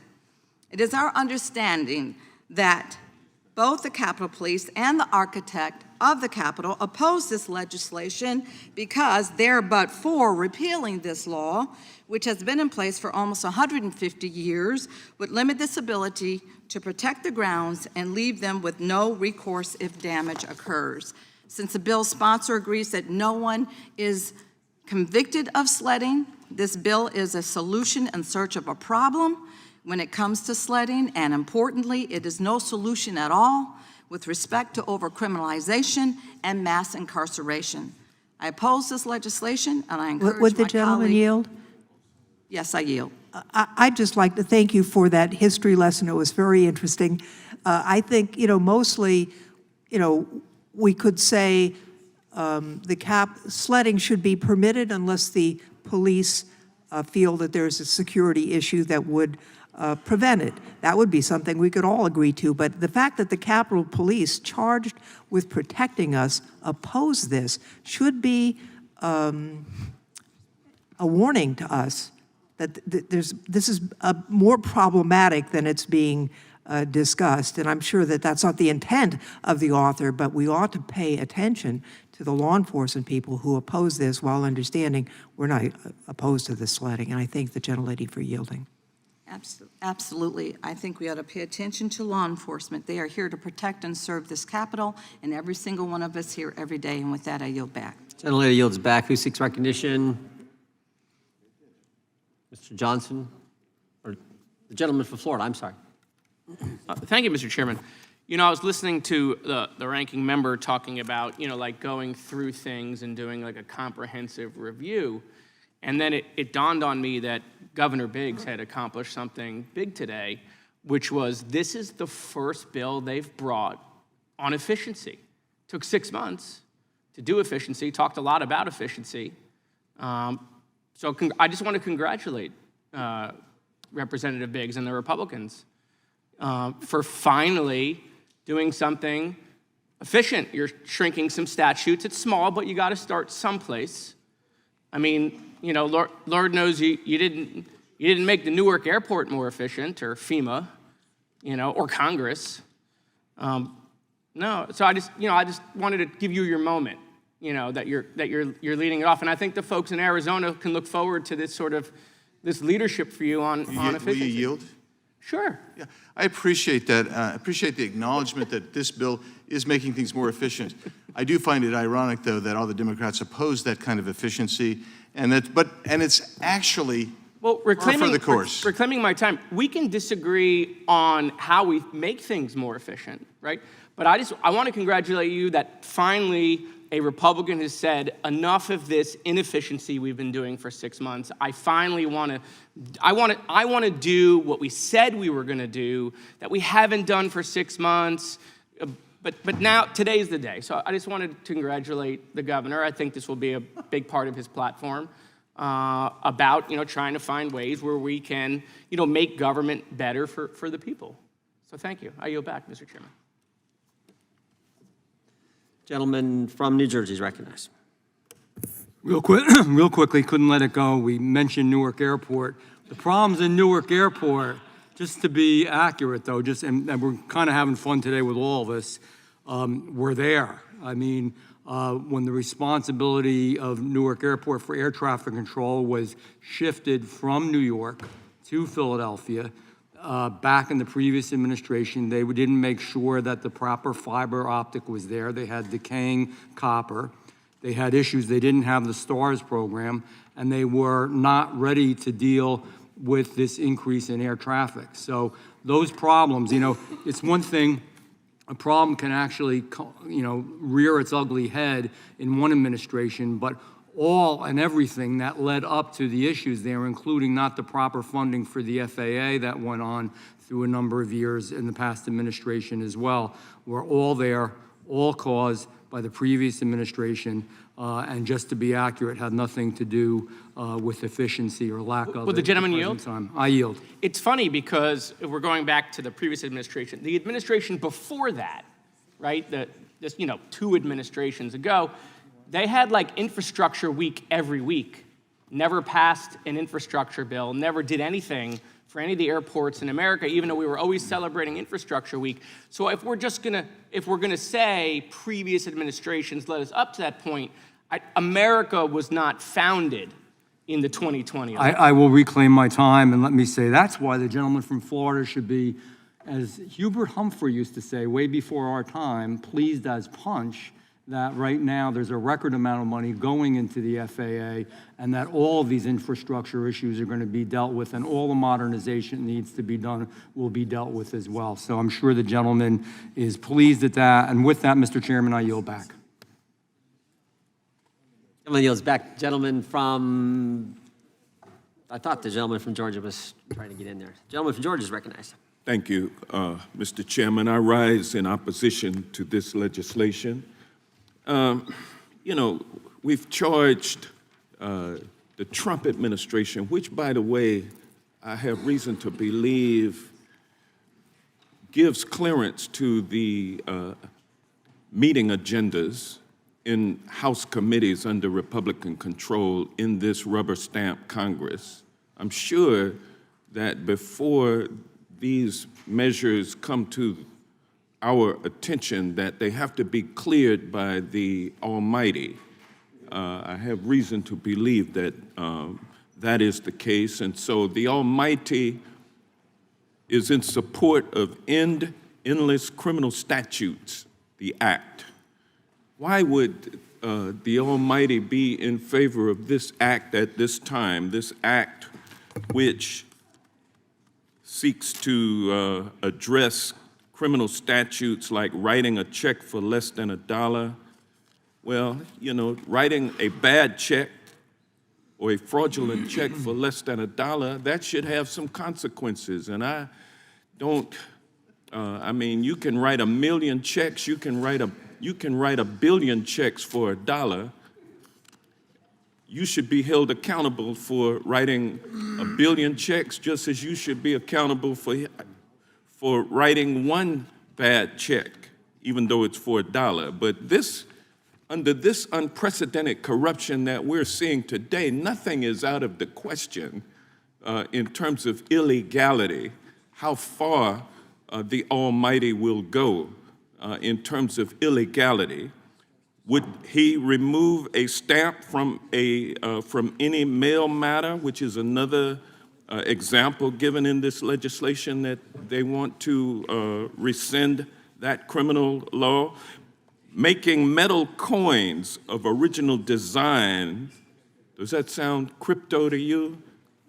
Making metal coins of original design like a meme coin, or attempting to use such coins, making that legal. That's what this legislation would do, in addition to other, quote, efficiencies that the bill is introduced to address. These inefficiencies include some laws that have real consequences, such as reducing the safety of our food and possibly allowing counterfeiters to go unpunished. Rather than poking fun at federal laws, we should be serious in this endeavor. Let us have a study on whether these crimes are being charged. Let's talk to the relevant committees of jurisdiction, and let's look at it more holistically than what we're doing with just passing this legislation.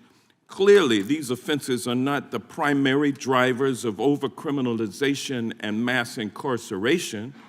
I would love to work on bigger problems like mandatory minimum sentences, prison overcrowding and understaffing, insufficient resources for rehabilitation, or the many ways in which people are inappropriately funneled into the criminal justice system instead of being offered mental health treatment, drug treatment, or housing assistance.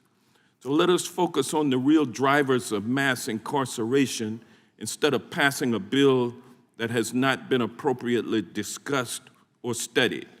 I will oppose this bill. I hope my colleagues will join me in opposition, and with that, Would the gentleman yield? I will yield to. Thank you for that very thoughtful statement, Mr. Johnson. I very much appreciate your perspective on it. Look, in the last 10 or 15 minutes, we've talked about snowball fights on the Capitol. We've talked about writing 99-cent checks. We've talked about selling or possessing colored oleomargarine or margarine packaged in a certain way. If I were back in Annapolis in the state legislature, they would cut this off as not within a single subject rule, because we're talking about 10 different things. And so I appreciate the spirit with which it's brought forward to demonstrate to people that there are some laws which may be antiquated, which might need to be updated or scrapped altogether. But this is not the proper process that we should be pursuing to study that. We should get all those together, do a systematic inventory. If we can do one big omnibus bill, great. But if not, as the gentleman from Georgia said, what we're doing is violence to whatever the legislative history that led up to those particular things. And the committees of jurisdiction don't know anything about the fact that we're considering these bills. Yield back and thank the gentleman. I yield back. I move to strike the last question. Gentleman's recognized. Thank you, Mr. Chairman. I was looking at the title of this bill, End Endless Criminal Statutes Act. And I thought, all right, could be a real serious effort to streamline our criminal code. It obviously is not. It's somewhat silly that we're dealing with these things, which I am almost positive have never been charged.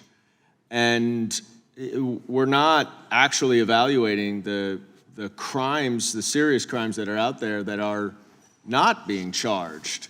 One such crime that is not mentioned here, that was historically not charged, is Title 8, Section, the U.S. Code, Section 1325, which is a misdemeanor for illegally entering the country. Traditionally, that is always dealt with by the immigration courts, but not under the most recent administration, former administration, but the one before that, when the current president was also the president.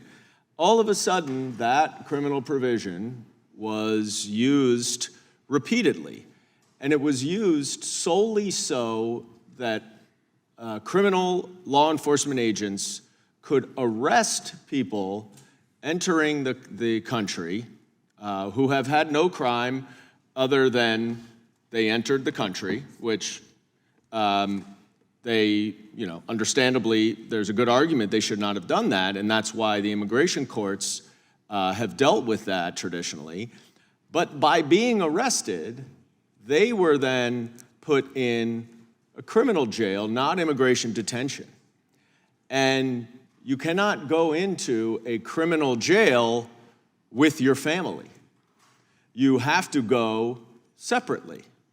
And so this was how the family and child separation policy was executed, by using a previously unused misdemeanor statute, not designed to actually penalize anyone, but really designed as part of a policy to separate families. So I don't know why we're dealing with these 9 things when, I would be happy to bet Mr. Biggs lunch at the members' dining room that none of these have been charged. But we're not dealing with other statutes that are not being charged but should be, such as the Foreign Corrupt Practices Act, which I'm sure my colleagues on the other side of the aisle know is a primary statute used very frequently by the Department of Justice to prevent companies doing business in the United States from bribing foreign governments in order to get business.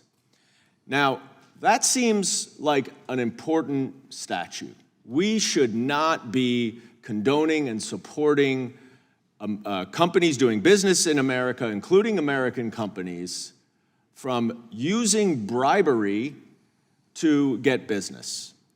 It would seem that that would be the type of corruption that the United States has traditionally discouraged and even threatened other countries to address and to deal with in order to have our support, because it is, of course, anti-democratic.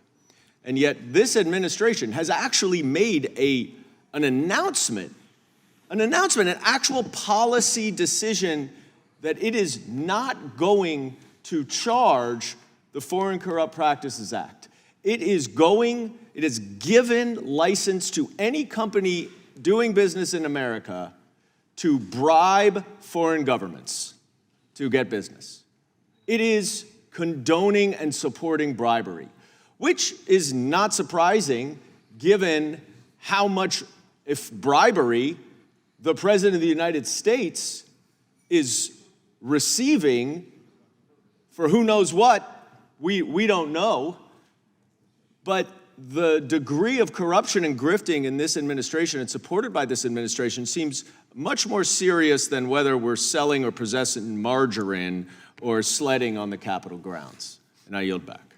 Gentleman yields back. The question is on the adoption of the amendment in the nature of a substitute. This will be followed immediately by a vote on reporting the bill. All those in favor say aye. Aye. Aye. Those opposed, no. In the opinion of the chair, the ayes have it, and the amendment in the nature of a substitute is adopted. The question is on favorably reporting the bill as amended. All those in favor say aye. Aye. Those opposed, no. No. Opinion of the chair, the ayes have it. Could we have a recorded vote, please, Mr. Chair? The ranking member requesting a recorded vote. The clerk will call the roll. Mr. Jordan? Yes. Mr. Jordan votes yes. Mr. Issa? Mr. Issa votes yes. Mr. Biggs? Mr. Biggs votes aye. Mr. McClintock? Mr. McClintock votes aye. Mr. Tiffany? Mr. Massey? Yes. Mr. Massey votes yes. Mr. Roy? Aye. Mr. Roy votes aye. Mr. Fitzgerald? Mr. Klein? Mr. Gooden?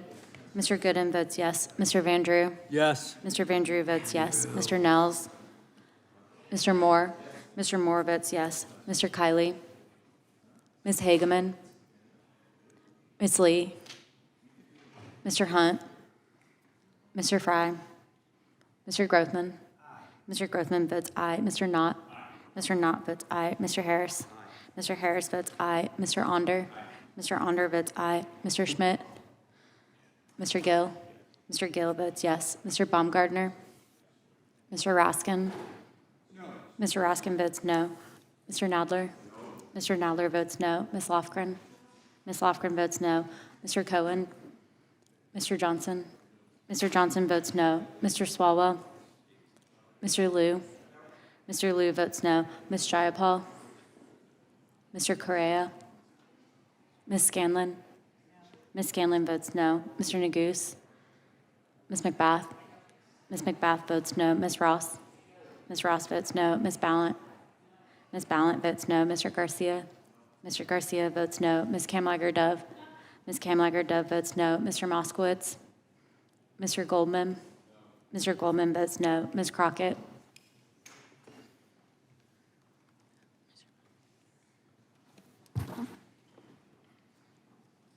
Mr. Baumgartner? Mr. Baumgartner votes aye.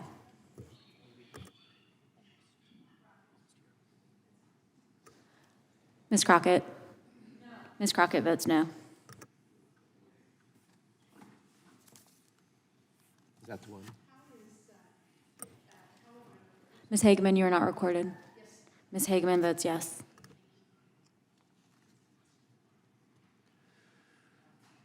We're good, right? Ms. Jayapal? Ms. Jayapal, you are not recorded. Ms. Jayapal votes no. Clerk will report.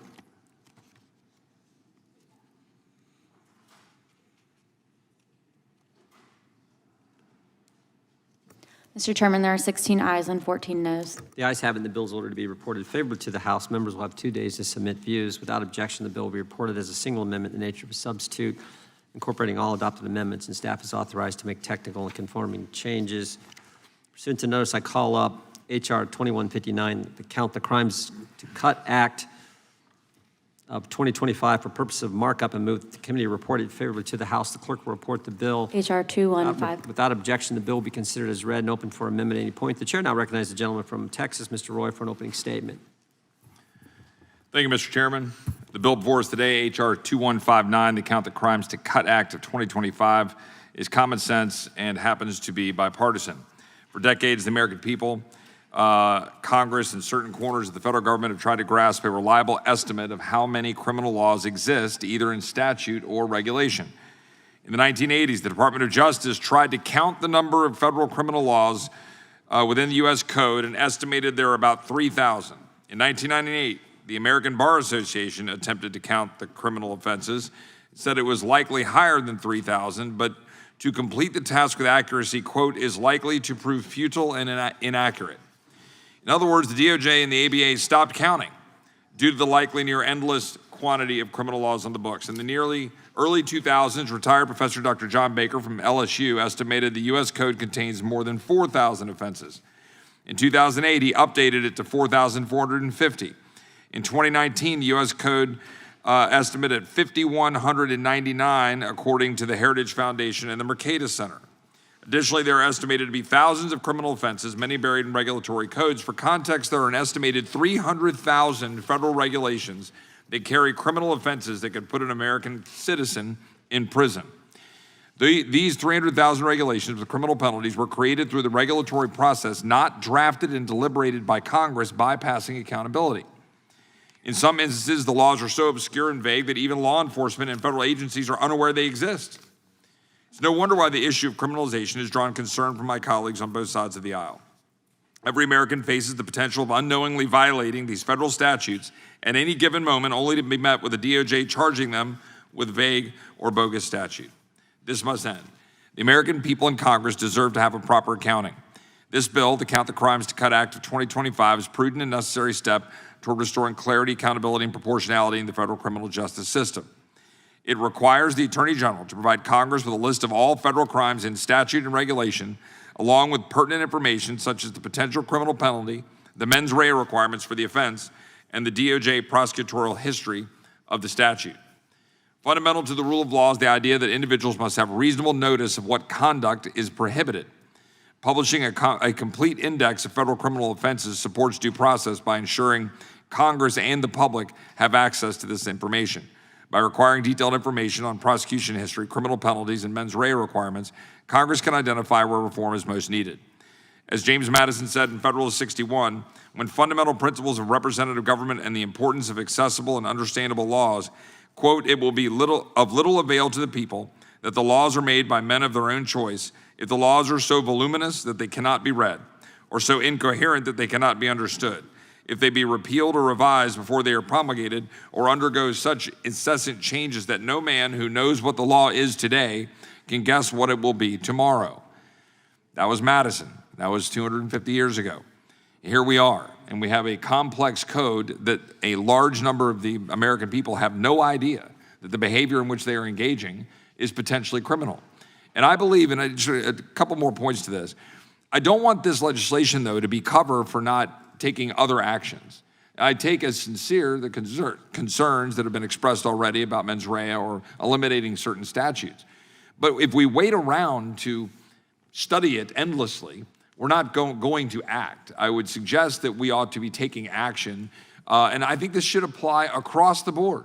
I mean, concerns that, oh, this is only going to have some impact on white-collar crimes versus more violent crimes or something along those lines. That's not the point here. I could bring up numerous examples where Supreme Court Justice Kavanaugh was inserted himself into saying that the mens rea question with respect to an individual who was involved in a gang dispute as to whether it should be a manslaughter sentence or a murder sentence, secondary murder sentence, 8 years versus 20 years, the mens rea mattered and clarity was needed. There are things like that that are occurring all the time in our criminal justice system, and those of us who are concerned about over-criminalization should be mindful of that. I know it's bipartisan, and I appreciate the support. I appreciate the support of the gentlelady from Georgia, the previous support of the minority leader, Mr. Jeffries. and I believe the support of the ranking member. And so I'm grateful for that. But I do want to be clear that we need to be taking actions besides just the counting. And with that, Mr. Chairman, I'll yield back. Gentleman yields back. The gentleman from Maryland is recognized for his opening statement. Thank you very much, Mr. Chairman. And I want to commend Chairman Roy and Ranking Member McBath and Representative Cohen for their excellent bipartisan work on this legislation. I'm very pleased to support it. And as I've been saying this morning, I think it's the foundation for us moving forward on a whole bunch of the different initiatives and endeavors that we've been exploring today. I agree with my friend from Texas that this should not be an excuse for action. And there's some actions that could be taken right now by the executive branch of government to focus on real crime. Unfortunately, they've been moving in the wrong direction. They keep going after people for engaging in freedom of speech. They keep going after news entities, which the President of the United States has sued. Then the FCC comes after them. Then he gets a private shakedown settlement. The Department of Justice has dismantled the Crypto Capture Task Force. It is dismantled the Foreign Influence Task Force. It's dismantled the Organized Crime Drug Enforcement Task Force. So they are actually letting our guard down with respect to real crime while they focus on imaginary crimes and things which are constitutionally not crimes at all, like people engaging in freedom of expression, writing op-eds, attending rallies, and so on. But I agree with my friend about James Madison. The founders envisioned federal criminal law to be limited to national concerns, which is why the vast majority of crimes are prosecuted today at the state and local level, not in the federal government. And I'd like very much the quote that the gentleman from Texas repeated from James Madison about the laws should not be so voluminous that they cannot be read, nor so incoherent that they cannot be understood. There should be simplicity and clarity so people know what is expected of them and what's not, so that there's notice for everybody. This legislation will direct the DOJ and other agencies to compile a comprehensive report detailing every federal statutory and regulatory criminal offense, which have indeed grown substantially over the last several decades. And despite several previous attempts by the Department of Justice, the ABA, and several scholars to determine how many federal offenses there are, no comprehensive accounting exists. And I hope this legislation will cut through it. Our colleagues have described this as something like the 12 labors of Hercules, just to determine how many federal crimes we've got. I was wondering whether artificial intelligence could help. Maybe somebody could just punch into their AI program, if they got it, how many criminal offenses are there at the federal level? Maybe they could begin to point us in the right direction. But in any event, this legislation will finally provide us that comprehensive inventory. We will get the elements of proof, the potential penalties, the mens rea requirements that exist or don't exist, and the number of prosecutions each year for the preceding 15 years for every listed offense that's brought to us. We'll be in a position to thoroughly review the federal criminal law so we can begin to clarify, simplify, streamline, and reduce.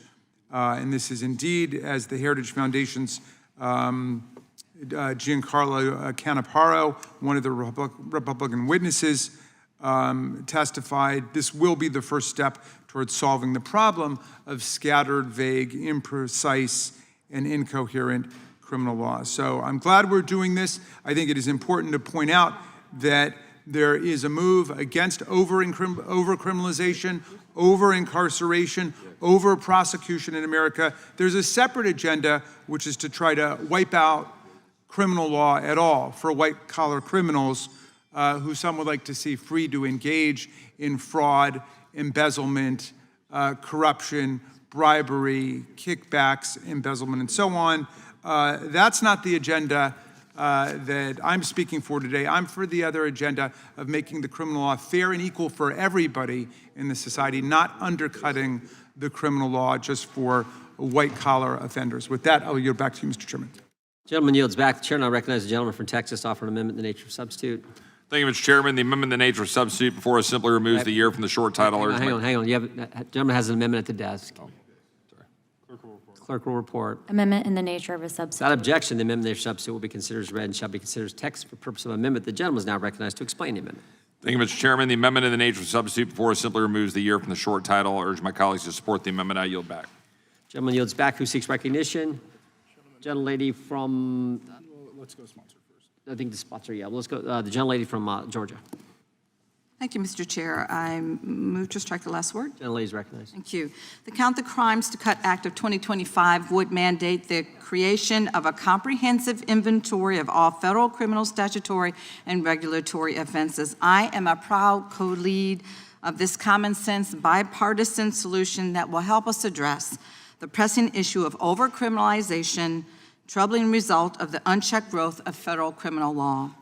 For too long, new federal crimes have been created without a full understanding of what crimes already exist. The result, a tangled web of red tape with thousands of crimes, many of which are redundant, overly broad, overlap, intrude into matters traditionally reserved to the states or are unknown to the public. Some federal crimes are so vague that no reasonable person can even understand them. Today, the sheer volume of federal crimes creates risks for well-meaning, law-abiding citizens. Many legal scholars argue that unsuspecting Americans unknowingly commit several crimes a day. I'm sure we're all doing it. Yet we cannot effectively address the problems associated with our bloated patchwork of federal criminal laws until we know the full scope of federal criminalization. Between 1982 and 2019, the number of federal criminal offenses dramatically increased by 73%, from an estimated 3,000 to more than 5,000. While this increase is undoubtedly significant, the true number of existing federal crimes is actually much higher, since many additional crimes are created by federal regulations. And despite several previous attempts to determine the number of criminal offenses currently on the books, the fact is we still don't know. The Count the Crimes to Cut Act is a necessary first step towards smart, data-driven reforms that work. Through this legislation, we can finally learn the true number of federal crimes that exist both by statute and legislation. We will identify the state of mind required by each of these statutes and regulations and find out how these laws are enforced by the Department of Justice, if at all. We will also be able to identify which laws need mens rea reform, which laws already have sufficient intent standards, and which laws cover the same conduct but with different intent standards. We cannot have effective reform of federal criminal laws without first passing and implementing this bill. This is not about making lists. That's not what this bill does. It's about creating the tools that we need for precise, data-driven reform. With concrete data, we can determine exactly which reforms are needed, remove speculation from the process, and avoid unintentional, unnecessary mistakes that could arise from a sweeping one-size-fits-all kind of approach. I thank Chairman Roy for his leadership on this legislation, which will help eliminate redundant laws and allows us to focus on real threats to the safety of Americans, a top priority of mine. And I ask all of my colleagues to support this common sense measure, which is long overdue. And I think it's relevant to note that some of the last times that the laws on the books were actually trying to be counted, the Department of Justice was in the 1980s. The American Bar Association, 1998. And such scholars such as Professor John Baker, 2008. And we know to do this is very, very costly, but I think it just makes so much sense to have each relevant federal agency kind of count and report on themselves. We've had many, many laws that have been passed, and as we said, many are ambiguous, and who knows how many laws we have on the books now. This just makes common sense. Let's put things in order. Let's set things right.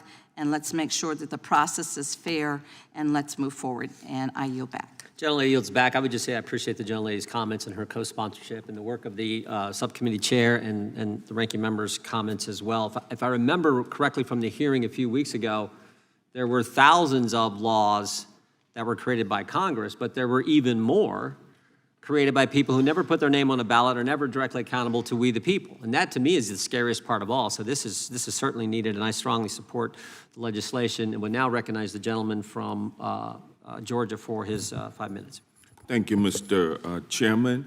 I get great pleasure out of opposing bad legislation that comes before this committee, but I get even greater satisfaction by supporting good legislation that comes from this committee, and that's why I rise in support of this bill.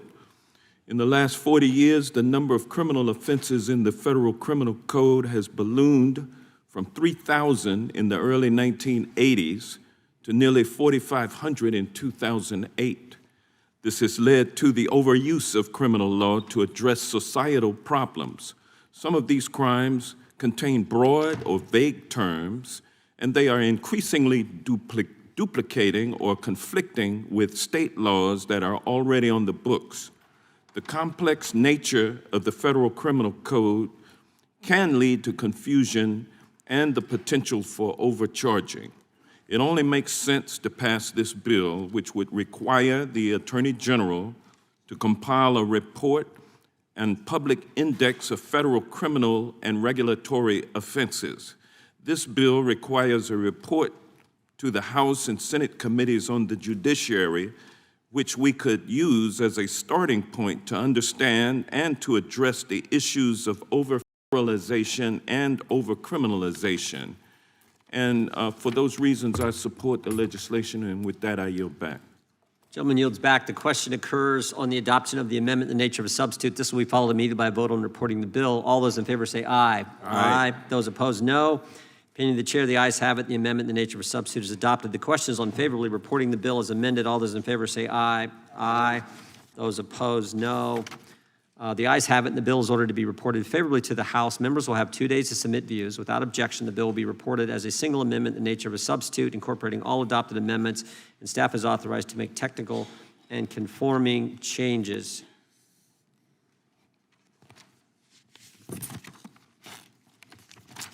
Pursuant to notice, I call up H.R. 451, the Small Business Regulatory Flexibility Improvements Act, for purpose of markup, and move that the committee report it favorably to the House. The clerk will report the bill.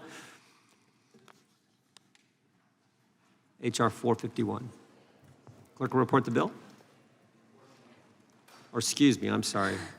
421, that's right.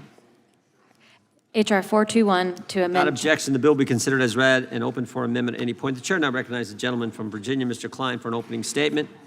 Thank you, Mr. Chairman. The Small Business Regulatory Flexibility Improvements Act is a crucial piece of legislation that will force the administrative state to consider its impact on regulations that regulations have on small businesses. Small businesses across the U.S. are at a disadvantage when complying with burdensome federal regulations. Executive branch agencies in particular frequently issue one-size-fits-all rules that do not adequately account for the unique needs of small businesses. These one-size-fits-all rules cause significant economic harm, raising compliance costs for small businesses and in turn raising prices for consumers. Burdensome regulations also can keep some small businesses out of the market altogether. Facing insurmountable compliance costs, potential entrepreneurs all too often choose not to open their small businesses in the first place, depriving consumers of potentially innovative new products and services. This bill would strengthen the RFA's Regulatory Flexibility Act already existing provisions and deter agencies from ignoring their statutory obligations to American small businesses. H.R. 421 requires that agencies convene small business review panels when promulgating all major rules, giving small businesses a chance to voice their concerns about economically harmful regulations. This requirement extends to all agencies, not just the 3 currently required under the RFA. It also requires that agencies account for the indirect costs of the regulations, which include compliance costs. Additionally, H.R. 421 forces the agencies to conduct a more transparent economic analysis when certifying that a proposed rule will not have a significant economic impact on a substantial number of small businesses. And finally, H.R. 421 mandates that all rules as defined under the Administrative Procedure Act, not just notice and comment rulemakings, are covered by the RFA's analysis requirements. Congress passed the RFA in 1980 to combat overburdensome federal regulations, acknowledging the detrimental effects such regulations have on small businesses. But many agencies still do not take the specific needs of small business into account when crafting regulations. This bill is a common sense effort to ensure regulators comply with the RFA's provisions as Congress intended by fully considering the total regulatory impact on small business owners when crafting major rules. I urge my colleagues to support this legislation, and I yield back. Chair now recognizes the ranking member, Mr. Raskin, for an opening statement. Thank you kindly, Mr. Chairman. This really isn't the Small Business Regulatory Flexibility Improvement Act, it's the Big Business Regulatory Relief Act. There is indeed broad bipartisan support for small business in Congress. Small businesses include everything from mom and pop stores to budding entrepreneurial ventures to my grandfather's plumbing business. They are a route by which countless Americans build a better life for their families and grow the economic pie for society. But this isn't about them. Under the guise of helping small business, this bill is another effort to delay, dilute, and derail regulations we have adopted to protect the public health and the public safety for all Americans. Since January, the administration has taken a chainsaw to the agencies that Congress created to protect the interests of the American people. The EPA, which is charged with ensuring that we have clean air, clean land, and clean water, and assessing the safety of chemicals sold in the U.S., faces a proposed budget cut of 54%. The resources it has left are being used to help big coal by exempting nearly 70 coal plants from rules that limit the amount of mercury and other toxins that they can spew into the air. And as for its staff, OMB Director Vaught has proclaimed that he wants its people to be put into trauma. The administration is fighting tooth and nail to shut down the Consumer Financial Protection Bureau, which protects us from fraud by big banks, credit card companies, credit reporting agencies, loan servicers, debt collectors, payday lenders, and other fraudsters. Who is helped by shutting down this watchdog that has helped more than 200 million American consumers recover more than $21 billion from big financial companies? Despite my colleagues' pro-pollution, pro-financial scam approach to regulation, we'd still be willing to explore this bill if it were actually about leveling the playing field for small businesses, like the Regulatory Flexibility Act did in 1980. But that's not what it's about. Today's bill reads as if someone went through the RFA and identified every opportunity to make the regulatory process at all agencies more complicated, more tedious, and more time-consuming, and less efficient and effective, a recipe that allows big business with rooms full of corporate and regulatory lawyers to frustrate regulations that they don't like. Right out of the gate, the bill starts by expanding the set of rules to which the RFA is applicable from just those with direct economic effects to those with indirect economic effects. The definition of that is not sufficiently explained or cabined in the bill and could be used to intercept without justification many more rules than are currently considered under the RFA. This in turn burdens agencies tasked with protecting the interests of the people with paralysis by analysis. The SBA's Chief Counsel for Advocacy, a position that's languished empty without a Senate-confirmed appointee since 2017, would acquire new authority to, among other things, issue rules governing agency compliance and to intervene in agency adjudication. And all these powers would reside, if Dr. Casey Mulligan is confirmed, with a person who stands ready to deliver on a big business wish list. He opposes the minimum wage, he opposes any fines for polluters, and he opposes sick leave for employees. He favors repealing the Affordable Care Act, and he blames the 2008 mortgage crisis on unemployment insurance and health care subsidies. The RFA currently requires an advocacy review panel to write a report assessing the impact of a proposed rule on small entities. This report is then included in the rulemaking record with an agency response. Under the RFA, this review is only required for 3 agencies, the CFPB, the EPA, and OSHA. It's been criticized as unduly delaying rules from issuance. The proposed bill would extend this cumbersome process and the likely delays to all agencies. These champions of small business even want these review panels to apply to regulations without a showing of a significant economic impact on a substantial number of small businesses. Finally, this so-called Regulatory Flexibility Act removes the flexibility of agencies to move forward with regs on a temporary basis to meet emergencies, thereby delaying regulations when they are needed the most. If my colleagues really wanted to help small business, they would support the nonpartisan GAO's common sense plan laid out in an April report emphasizing the need for the SBA administrator and the chief counsel for advocacy to develop policies and procedures to help agencies better comply with the RFA. If Republicans were interested in supporting small business, they would oppose the administration's efforts to slash the SBA's workforce by half. They would be going back to basics and supporting the SBA, offering the 3 C's: capital, contracts, and counseling. Perhaps above all, they would be opposing the unlawful and chaotic emergency tariffs that are on one day and off the next and are killing small businesses across the country. A day doesn't go by that I don't hear from a small business saying it cannot plan, it cannot make any provisions for the future because of the chaotic disarray we've been thrown into by the president's basically illegal tariffs. This bill is not about small business, it's about giving big businesses with ties to the White House exactly what they want, creating a favorable regulatory landscape by gutting rules to protect clean water and air and workers' rights and American consumers. I oppose this Big Business Regulatory Relief Act. And thank you, Mr. Chairman, and yield back. Without objection, all other opening statements will be included in the record. The chair now recognizes the gentleman from Virginia to offer an amendment in the nature of a substitute. Mr. Chairman, I have an amendment at the desk. Clerk will report the amendment. Amendment in the nature of a substitute. Without objection, the amendment in the nature of a substitute will be considered as read and shall be considered base text for purposes of amendment. The chair now recognizes the gentleman from Virginia to explain the amendment. Thank you, Mr. Chairman. This amendment adds "of 2025" to the title of the bill. The change is not intended in any way to alter the important purpose of the bill. I urge support for the amendment, and I yield back. Gentleman yields back. Is there any discussion on the amendment in the nature of a substitute? Mr. Nadler. I move to strike the last word.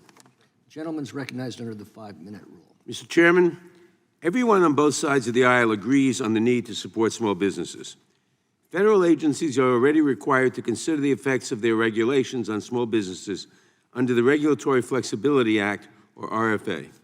H.R. 421, however, turns this reasonable requirement into a never-ending hall of mirrors. It would impose burdensome new requirements on agencies that would lengthen and complicate the rulemaking process, exposing businesses of all sizes to nearly constant regulatory uncertainty and posing grave risk to public health and safety.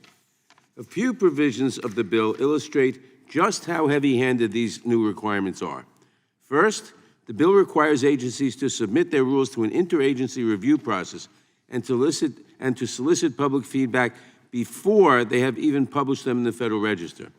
This requirement applies to all agencies and virtually every rule that results in any increased costs far beyond the requirements of the current RFA. Second, the bill repeals the authority that agencies have under the current RFA to waive or delay the law's requirements when issuing a regulation in response to an emergency. This senseless provision would prevent agencies from doing their job properly and directly jeopardizes the health and safety of the American people. Third, the bill would vest expansive new authority over the entire federal rulemaking process in a single official, the Chief Counsel for Advocacy at the Small Business Administration. Placing this level of power in a single office that has not had a permanent director since 2017 is strange, to say the least. As I explained during consideration of the Prove It Act, vesting any new authority in this chronically under-resourced and unmanned post is problematic. And yet here we are again, considering another bad bill that would give this office too much power over our agencies and the rules that protect the public. Even more problematic is that President Trump has nominated someone for the position who has questioned limits on polluters, rules that prevent insurance companies from discriminating against people with pre-existing conditions, and the value of sick leave. Putting vast power over the regulatory process in their hands would be a devastating blow to the ability of agencies to protect public health and safety. Finally, on top of all these new burdens on the rulemaking process, agencies would be under constant threat of judicial challenge. Given the expansive nature of the new requirements that the bill imposes, virtually any well-resourced litigant could claim some basis for hauling an agency into court and grinding the rulemaking process to a halt. Ironically, a bill that seems so preoccupied with the supposedly overbearing power of the administrative state would likely require agencies to hire many new lawyers and other staff just to perform all the additional work the bill requires of them. And yet the majority is proceeding with this legislation at the same time that the Trump administration has proposed cutting almost half of the SBA's staff. Without adequate resources, agencies would struggle to enact their regulatory agendas. For our Republican colleagues, of course, this is precisely the point. In sum, while this bill claims to be about helping small businesses, it is really just another front in the Republicans' war on good government.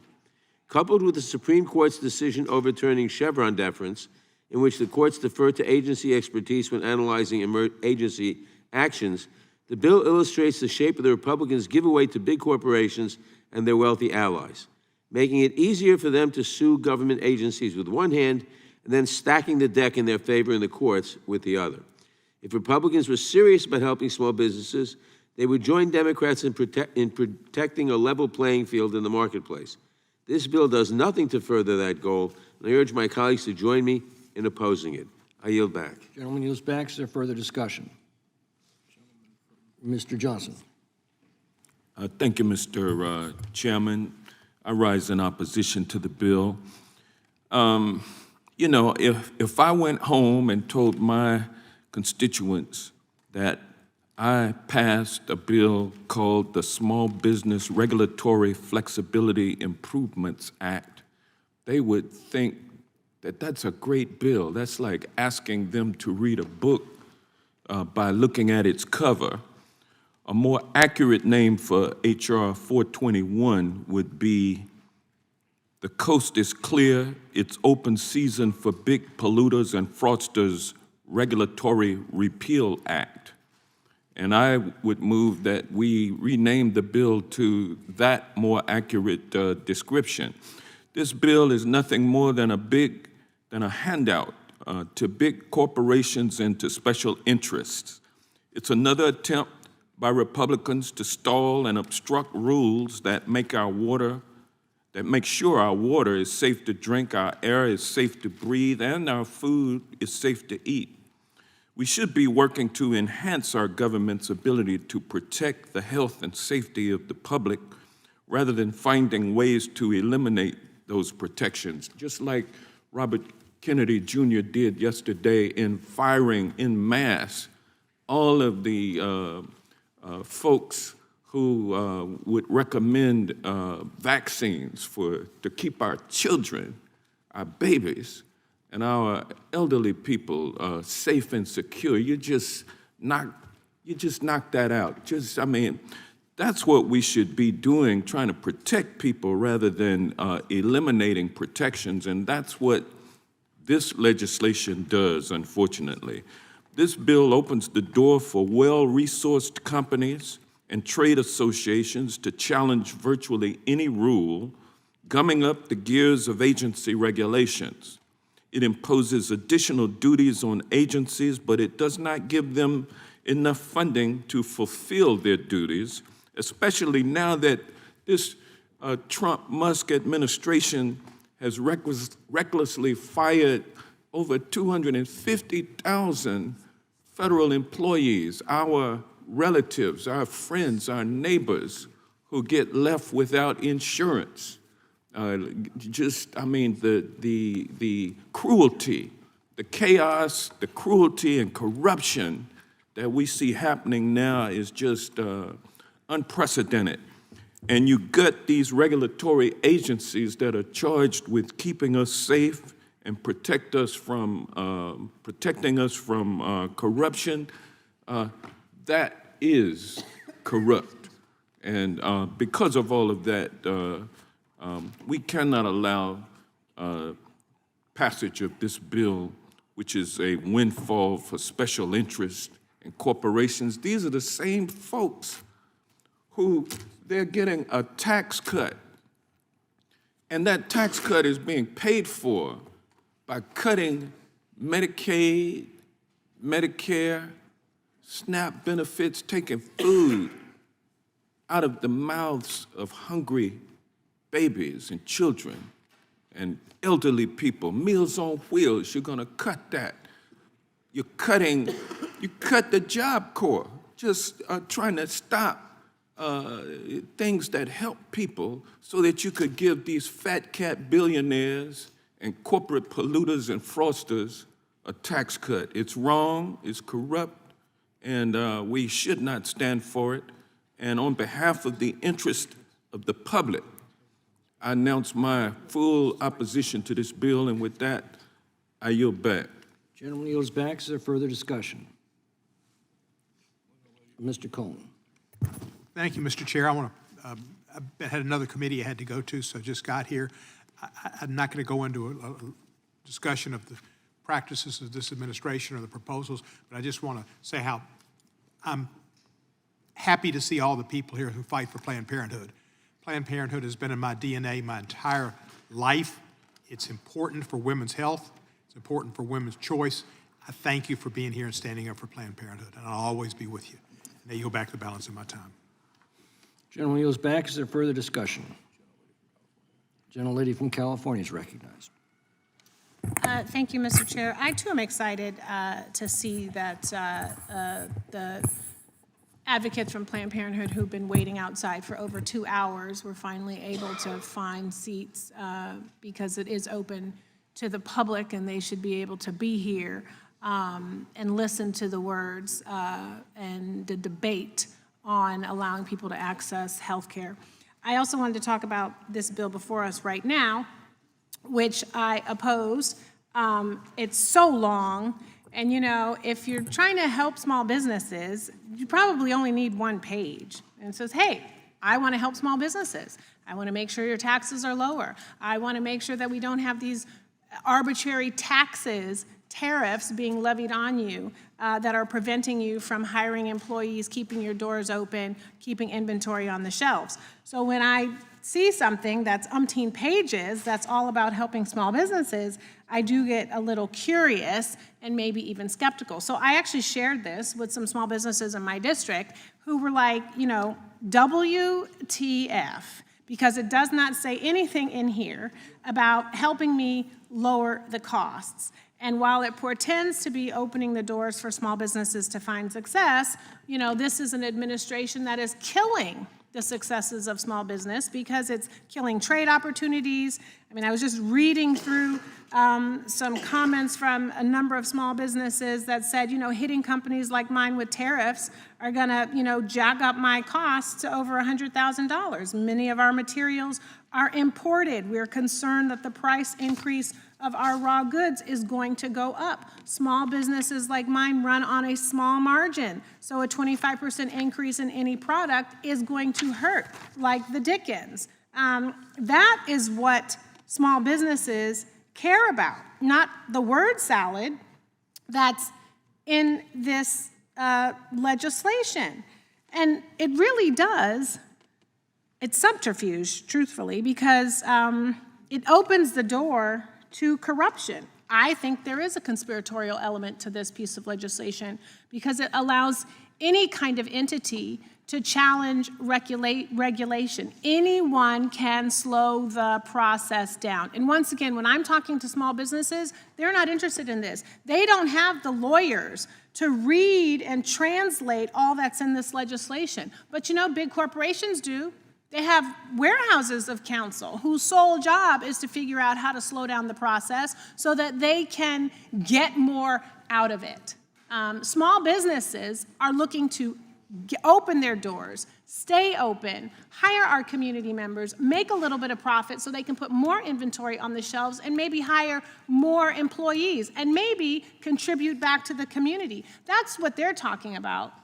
And folks in my district are scared. They're not, if they're going to be able to stay open. They're not interested in all this hocus pocus, you know, in this legislation that actually creates large opportunity for manipulation. Because anybody can challenge the regulation. Anyone, you can open up another fake entity that's really designed to muck up the system. So I know that this is a talking point, right? Ooh, we're helping small business, but you're not by doing most of the stuff in here. And then you're gonna cut SBA? I mean, the Small Business Administration is actually one of the best tools for helping small business. It actually says it in the title. You know, Job Corps and vocational training programs that are designed to get us a workforce that's trained to actually go into small businesses or open them, doesn't say anything about helping them. But this really does sort of give carte blanche to big entities with a lot of political, donor, muscle, legal muscle, to either work with a complicit administration or get incredibly and dispiritedly negative with one and try to break them for their own benefit. So we also should acknowledge that oftentimes small businesses are used as a pawn for the handouts that big business wants. And that's also what is part of this legislation. So on behalf of all the small businesses in my district, we all oppose this bill. Thank you, and I yield back. Gentlelady yields back. Is there further discussion? Seeing none, the question is on the adoption of the amendment in the nature of a substitute. This will be followed immediately by a vote on reporting the bill. Those in favor say aye. Aye. Those opposed say no. No. In the opinion of the chair, the ayes have it, and the amendment in the nature of a substitute is adopted. The question is now on favorably reporting the bill as amended. Those in favor say aye. Aye. Those opposed say no. No. The ayes have it, and the bill is ordered to be reported favorably. We have a recorded vote, Mr. A Chairman. recorded vote is requested. The clerk will call the roll. Mr. Jordan, Mr. Isa, Mr. Biggs, Mr. McClintock. Aye. Mr. McClintock votes aye. Mr. Tiffany. Mr. Tiffany votes aye. Mr. Massey. Mr. Roy. Aye. Mr. Roy votes aye. Mr. Fitzgerald. Mr. Klein. Mr. Klein votes aye. Mr. Gooden. Mr. Van Drew. Mr. Nels. Mr. Moore. Mr. Kiley. Ms. Hageman. Ms. Hageman votes aye. Ms. Lee. Mr. Hunt. Mr. Fry. Mr. Grothman. Mr. Knott. Mr. Knott votes aye. Mr. Harris. Mr. Onder. Mr. Onder votes aye. Mr. Schmidt. Mr. Gill. Mr. Baumgardner. Mr. Raskin. Nope. Mr. Raskin votes no. Mr. Nadler. Mr. Nadler votes no. Ms. Lofgren. Ms. Lofgren votes no. Mr. Cohen. Mr. Cohen votes no. Mr. Johnson. Mr. Johnson votes no. Mr. Swalwell. Mr. Liu. Ms. Jayapal. Ms. Jayapal votes no. Mr. Correa. Ms. Scanlon. Ms. Scanlon votes no. Mr. Neguse. Ms. McBath. Ms. McBath votes no. Ms. Ross. Ms. Ross votes no. Ms. Ballant. Ms. Ballant votes no. Mr. Garcia. Ms. Kamlager-Dove. Ms. Kamlager-Dove votes no. Mr. Moskowitz. Mr. Goldman. Mr. Goldman votes no. Ms. Crockett.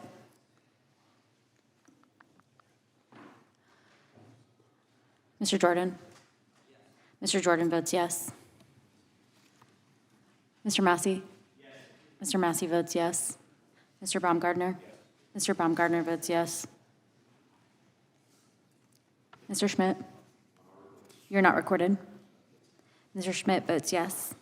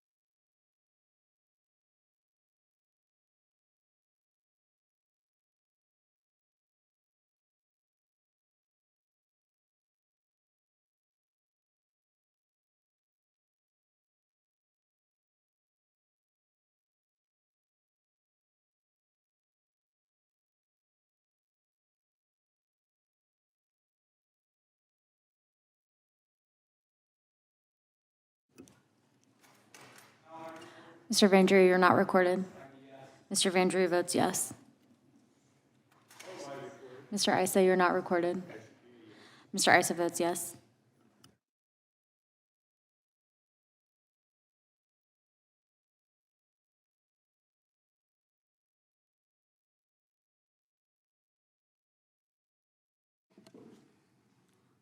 The clerk will report.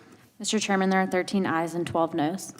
The ayes have it, and the bill is ordered to be reported favorably to the House. Members will have 2 days to submit views. Without objection, the bill will be reported as a single amendment, the nature of a substitute, incorporating all adopted amendments, and staff is authorized to make technical and conforming changes. The gentleman from Maryland is recognized. Thank you, Mr. Chairman. I have a UC request for 2 letters opposing H.R. 421, one from the Coalition for Sensible Safeguards, one from Earth Justice. Without objection. Okay, pursuant to notice, I call up H.R. 589, the FACE Act Repeal Act of 2025 for purposes of markup, and move the committee reported favorably to the House. The clerk will report the bill. H.R. 589. Without objection, the bill be considered as read and open for amendment at any point. The chair now recognizes the gentleman from Texas, Mr. Roy, for an opening statement. Thank the chairman. We've had this hearing today about talking about overcriminalization. This is another area in which I think the federal government has inserted itself in a way that has now been used and politicized and weaponized against people across this country, including people of faith, and is doing so with a very specific and biased political purpose.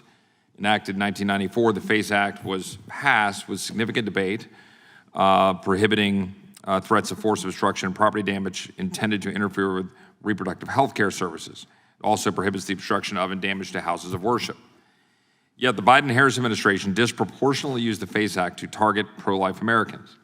For example, Biden's own Department of Justice provided FOIA data demonstrating that a mere 8% of the FACE Act cases filed under his administration were against agitators at pregnancy resource centers, with 92% being against pro-life individuals protesting at abortion clinics. I introduced the FACE Act Repeal Act, H.R. 5577, last Congress after witnessing how the federal government used the FACE Act as a pretext to go after pro-life demonstrators. That is why I reintroduced the FACE Act, H.R. 589, in this Congress. The previous administration weaponized the FACE Act to prosecute nonviolent pro-life Americans with the harshest sentences. Through my office's review of federal data, the Biden Department of Justice brought almost a quarter of all the FACE Act prosecutions, 24% of all charges targeting pro-life activists in less than 4 years, turning a blind eye to the anti-life activists engaged in destroying, vandalizing, and even firebombing pregnancy resource centers and churches at the same time. Over the last 4 years, the Biden-Harris DOJ demonstrated their interest in catering to the anti-life movement, more interest than protecting facilities that assist pregnant women in need. While the Trump administration continues to take positive steps to remedy the damage inflicted by the Biden-Harris administration, it's not enough to merely end this one-sided enforcement of the law.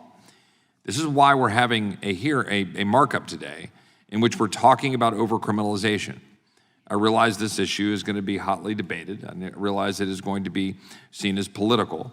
I'm trying to be clear that I have significant reservations and concerns about overcriminalization generally, about the federalization of these issues, the over-empowerment of the Department of Justice and those people in Washington, D.C., regardless of who is in power, regardless of who is in the White House. And I believe that the FACE Act was used politically and will be used politically again in the future. To be clear, I'm getting some resistance, even in our own administration, saying we can use the FACE Act for their own purposes, to target people specifically for varying views. Say, well, we'll use it to defend churches more, and we will not use it as politicized to focus on people at places where abortions are performed. But that's not what my goal is. My goal is to alleviate the politicization in the first place, is to reduce the extent to which the federal government is empowered to even do this. While the Trump administration takes those positive steps, I believe Congress must fully repeal the FACE Act to ensure future administrations are unable to weaponize this statute against peaceful advocates. There are many reasons why Congress should repeal the FACE Act, but here are 2 examples. First, the FACE Act is in significant contrast to our protections under the First Amendment. The First Amendment guarantees our God-given fundamental right to free speech and free exercise of religion without our government discriminating against our viewpoints. Attorney General Garland and President Biden's DOJ selectively enforced the FACE Act by prosecuting pro-life activists overwhelmingly and clearly, statistically significantly, more so than anti-life activists, allowing violent pro-choice demonstrators to escape prosecutions at alarming rates. This blatant prosecutorial discretion violated constitutional rights and was used to selectively target disfavored speech. Such selective enforcement is contrary to the rule of law, which demands equal application. Second, the Biden-Harris administration showed us how easy it is to weaponize the FACE Act to further partisan anti-life motives. After the Dobbs decision, the Biden-Harris DOJ called to increase the urgency of the DOJ's enforcement of the FACE Act to protect abortion access. The DOJ would rather focus its time and resources on going after pro-life grandmothers, sentencing them to years of federal prison for, at best, a trespassing charge, instead of targeting actual criminals who walk free for violent crimes. And by that, I'm referring to a literal grandmother who was put in prison for having sat at a abortion center and prayed. She was put in prison for years while sick for exercising her beliefs and her rights. In the wake of hundreds of churches and pregnancy resource centers being attacked, the Biden-Harris DOJ focused its resources on using the FACE Act against pro-life advocates peacefully exercising their rights and beliefs to defend the unborn, sentencing many of them to years of federal prison for, at best, trespassing charges instead of the actual criminals who walk free. In 2022, the Biden-Harris DOJ brought 26 prosecutions under the FACE Act, and all of them involved pro-life defendants protesting at abortion clinics. In 2022, the Biden-Harris DOJ brought 26 prosecutions under the FACE Act. All of them involved pro-life defendants protesting at abortion clinics. Perhaps the most egregious of these was Mr. Houck. In 2021, Mr. Houck was doing sidewalk counseling outside an abortion clinic. During the incident, a clinic volunteer began verbally harassing his 12-year-old son who accompanied him that day, which led to him to push the belligerent volunteer escort of the abortion clinic away from his son. After local authorities declined to press charges, the Biden DOJ stepped in, dispatching a team of FBI agents to arrest Houck at gunpoint during a pre-dawn raid in front of his terrified wife and children. The Biden-Harris DOJ charged Houck with 2 counts of violating the FACE Act. Houck faced 11 years in federal prison if convicted. Thankfully, a jury rightfully and swiftly acquitted Houck on all charges, but many such defendants are not as fortunate.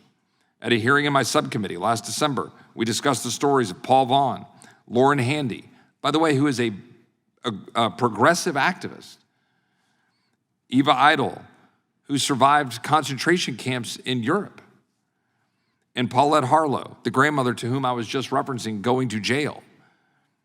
The FBI raided Mr. Vaughn's home, arresting him in front of his wife and 11 children for praying outside of the clinic. The Biden-Harris DOJ prosecuted Mr. Vaughn and sentenced him to 6 months of home confinement and 3 years of probation. Juxtapose Mr. Vaughn's and Mr. Houck's cases with those of anti-life individuals. In 2023, the Biden-Harris DOJ prosecuted 4 individuals for spray painting threats on Florida Pregnancy Resource Center. 3 of these activists received 30 days in prison. The politicized nature of these prosecutions cannot be ignored. H.R. 589 eliminates the possibility that everyday Americans can face felony convictions for peaceful acts such as sidewalk counseling or singing hymns. Passage of this bill is a crucial and necessary step. To be clear, it does nothing to undermine existing state laws, does nothing to undermine the ability of local and state prosecutors to enforce the law in their communities as appropriate, does nothing to undermine the ability to use other federal laws when you're engaging in a criminal enterprise across state lines if you're engaged in that behavior. There are plenty of other ways to go after and prosecute individuals who are carrying out dangerous acts of violence. And certainly you can do it at the state level and the federal level. But having a statute such as this in place is begging for it to be politicized. It was politicized, and Americans have been put in prison as a result of their beliefs, and it should not remain in place. With that, I yield back. Gentleman yields back. The ranking member is recognized. Thank you very much, Mr. Chairman. Here's the danger of making legislative decisions based on anecdotes or single cases, because I had not heard about the alarming case of the grandmother who was sentenced to 2 years in prison for praying outside a clinic. When I entered that into a search, what I got back was claim a 75-year-old woman named Paulette Harlow was sentenced to 2 years in prison for praying outside an abortion clinic in Washington. AP's assessment false. Harlow was convicted in August 2023 of federal civil rights offenses for her role in the October 2020 invasion and blockade of the Washington Surgery Clinic. Along with other activists, Harlow used force and physical obstruction to execute the blockade, according to the Department of Justice. I don't know all of the details of that one. Obviously, there's no grandmother exception to this statute or any other criminal statute that I'm aware of, but it doesn't sound like she was arrested for praying or put in jail for that reason. But look, let's grab the bull by the horns and look at what is really at stake in this statute and in this legislation. We're here to consider a bill that would repeal the FACE Act just weeks after a self-described pro-mortalist suicide bomber targeted an IVF clinic in Palm Springs, California.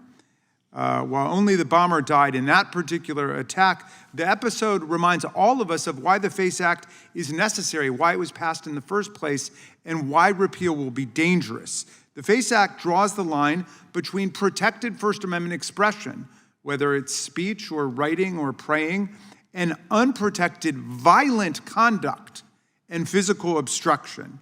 This is a proper exercise of congressional authority. This is why no challenge to the FACE Act has ever been accepted by the Supreme Court, and the act has been repeatedly upheld as constitutional by every single federal circuit court asked to consider the constitutionality of the law. The FACE Act prohibits the use or attempted use of force, threats of force, or physical obstruction intended to injure, intimidate, or interfere with the obtaining or provision of reproductive health services, or similar interference by force or obstruction with religious free exercise at a place of worship. The term reproductive health care services covers all reproductive health care providers, which includes also IVF facilities, like the one that was recently targeted, as well as anti-abortion counselors operating in the self-described pro-life pregnancy centers. Congress passed the FACE Act in 1994 after a wave of violent blockades, attacks, and obstruction of abortion provider facilities that culminated in the murder of Dr. David Gunn and the shooting of Dr. George Tiller, who years later was actually murdered by an anti-abortion activist while attending church services in 2009. And it's not just murder that the FACE Act covers. It protects patients and providers against non-lethal violence and physical obstruction. Just last year, the DOJ obtained a conviction against defendants who had physically blocked a patient from getting into a clinic, from entering a clinic in Sterling Heights, Michigan. The patient and her husband made an appointment at the clinic after learning that their fetus suffered severe fatal abnormalities and that continuing the pregnancy carried serious risks to the mother's health and future fertility. Yet the defendants physically blockaded her from getting the health care that she so desperately needed, surrounding her car in the parking lot and trapping her helpless in her car for several hours. On its terms, the statute deliberately covers violence and obstruction directed not just against clinics, but also against churches and also against all types of reproductive facilities, including the pro-life pregnancy centers. Despite claims to the contrary, the Biden administration did prosecute FACE Act cases involving obstruction at so-called pro-life pregnancy centers. Just last year, DOJ obtained a conviction against a defendant who spray-painted several pregnancy centers with threatening messages, including, "If abortions aren't safe, then neither are you."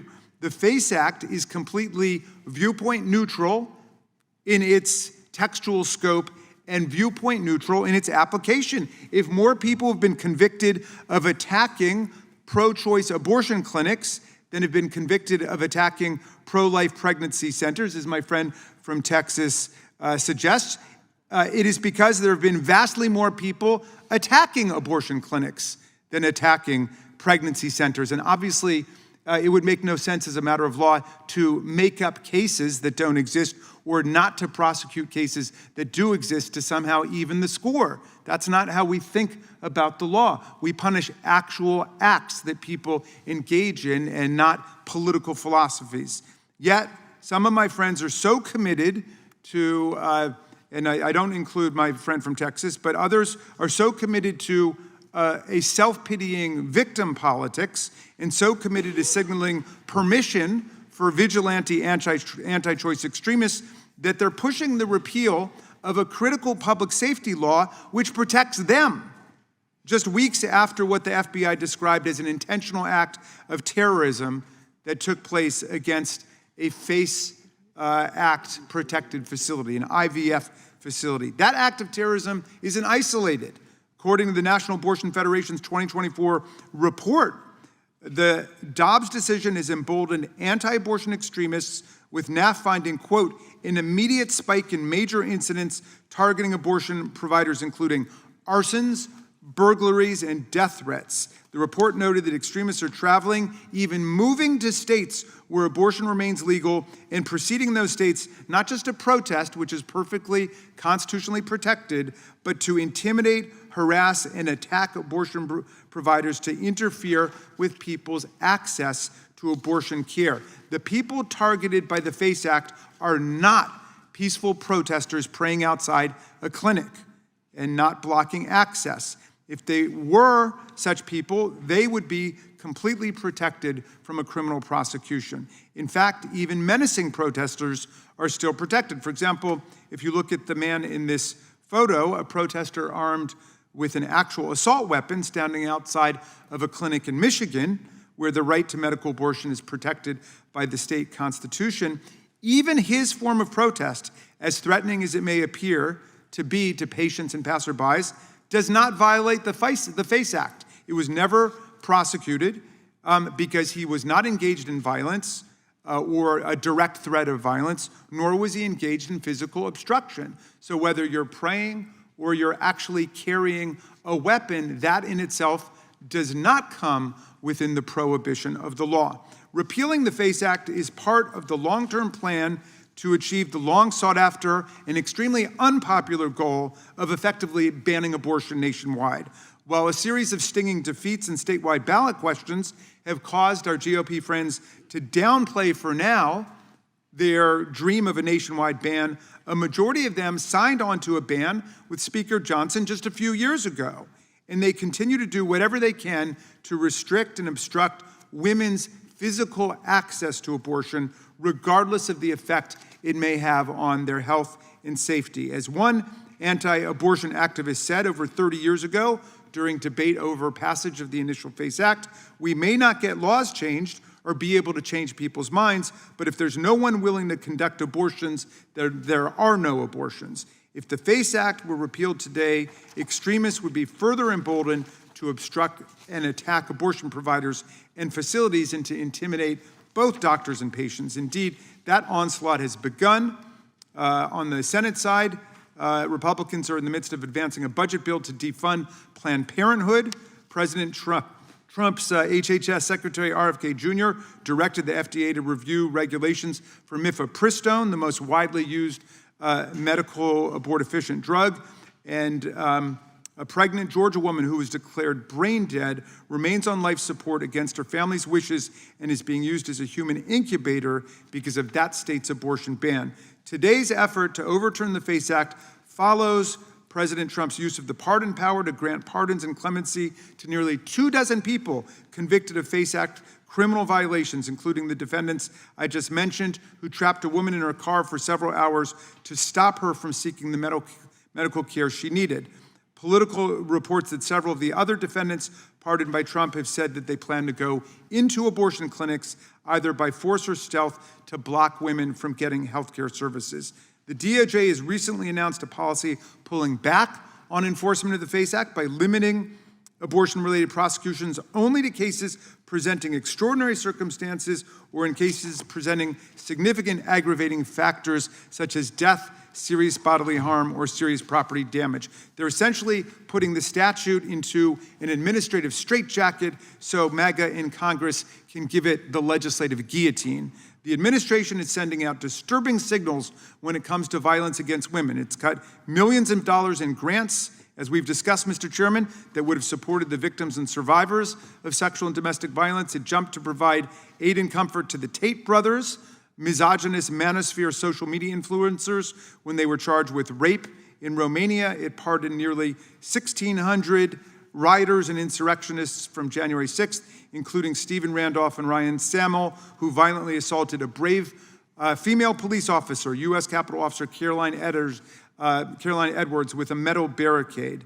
So the common denominator is that we're not paying attention to the real needs of women or public safety. We're doing everything we can to curtail their rights. I urge my colleagues to vote no on H.R. 589 to oppose violence and obstruction in all its forms and guises, to protect the safety of the American people, and to resist continuing efforts to enact a nationwide ban on abortion. I yield back.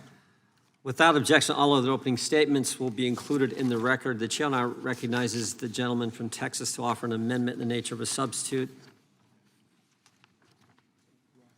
Mr. Chairman, I have an amendment at the desk. Clerk will report the amendment. Amendment in the nature of a substitute. Without objection, the amendment in the nature of a substitute will be considered as read and shall be considered base text for purposes of amendment. The chair now recognizes the gentleman from Texas to explain the amendment. Mr. Chairman, this amendment removes the year from the title of the bill. It is not intended in any way to alter the substance or important purpose of this bill. I urge support for my amendment. I yield back. Gentleman yields back. Who seeks recognition? Gentlelady from North Carolina is recognized. Thank you, Mr. Chairman. Before the enactment of the FACE Act, doctors and patients seeking reproductive care had to physically push their way through threatening crowds to reach clinics. They had protesters stick pins in their legs, pinch them. They faced threats of arson, found their homes picketed, and dealt with frequent death threats. When the FACE Act was enacted, patients and providers found that this intimidation decreased significantly because those harassing doctors and patients and interfering with clinic access knew they could be prosecuted. The FACE Act prohibits conduct, not speech, which is why multiple federal appeals courts have found that the law does not violate the First Amendment. The FACE Act works. And the sad thing is, that's why Republicans on this committee are so intent on repealing it. They want doctors to be so intimidated that they cannot do their jobs. And they want patients to feel unsafe seeking care so that they will give up entirely.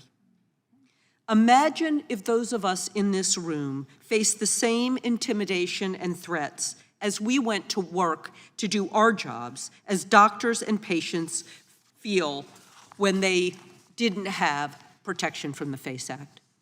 Imagine if protesters surrounded the Capitol and stuck pins in our legs when we tried to go to the floor to vote. Imagine if we had to push through walls of people blocking House building entrances to get to a hearing or markup. We wouldn't let that stand. The Capitol Police would be on the scene to disperse the crowd within minutes. And DC and federal prosecutors would charge anyone who intentionally injured or intimidated or interfered with our work. Why do we deserve more safety than women exercising their rights and doctors providing care? These are basic health care actions. We have got to protect people. The only reason we have, for the most part, escaped the same kind of threats and intimidation is because people know that they would be prosecuted. Now, they might be pardoned, like our president did, but they will be prosecuted. The FACE Act works because it tells people that they will be prosecuted if they intimidate and threaten doctors and patients. These doctors and patients can't always rely on police and local prosecutors to come to their aid because of politics.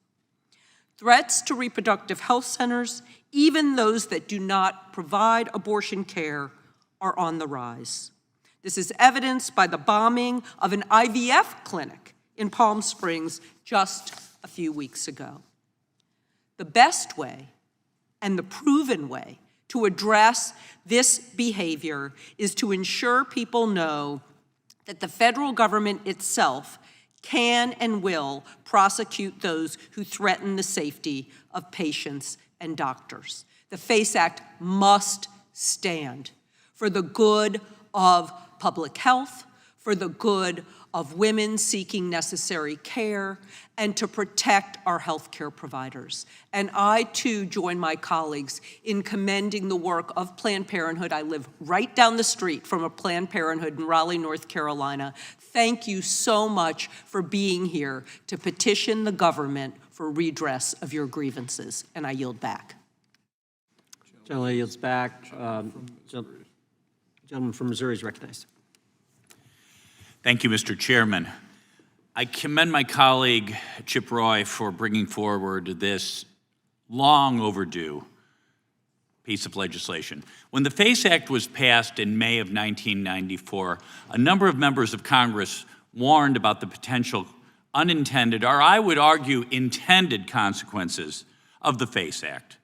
Congressman Chris Smith warned that the House is poised to stack the deck against peaceful pro-life activists so as to make them prey and easy mark for ruinous prosecution and civil suits. Senator Dan Coates warned that the legislation singled out the pro-life cause for harsh penalties that would not apply to other causes engaged in similar conduct, and that it would, quote, chill core First Amendment free speech to lawfully protest abortion. How right they were. The Alliance Defending Freedom has pointed out that the FACE Act, on paper, protects pro-life pregnancy care centers as well as abortion clinics. But you would never know it. In 2022, the Department of Justice brought criminal charges against at least 26 pro-life individuals under the FACE Act. Meanwhile, there were over 200 acts of vandalism against pregnancy care centers and churches since Roe was overturned, but almost no charges were filed. And clearly the Biden-Harris administration has engaged in thuggish, intimidating behavior against peaceful pro-life activists, including Mark Hawk and Paul Vaughn, both being arrested staring down the barrels of pointed guns for, at worst, trespass. And in 2023, the Biden DOJ indicted 8 pro-life activists, including 87-year-old Eva Adele, a communist concentration camp survivor, for protesting at an abortion clinic.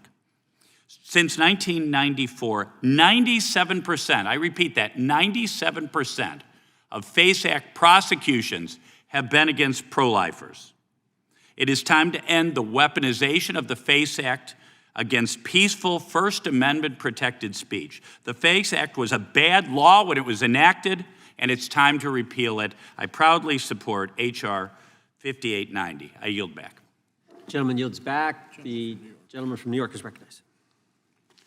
Thank you, Mr. Chairman. Back in 1994, I was one of the authors of the FACE Act. I was right then, and we're right now.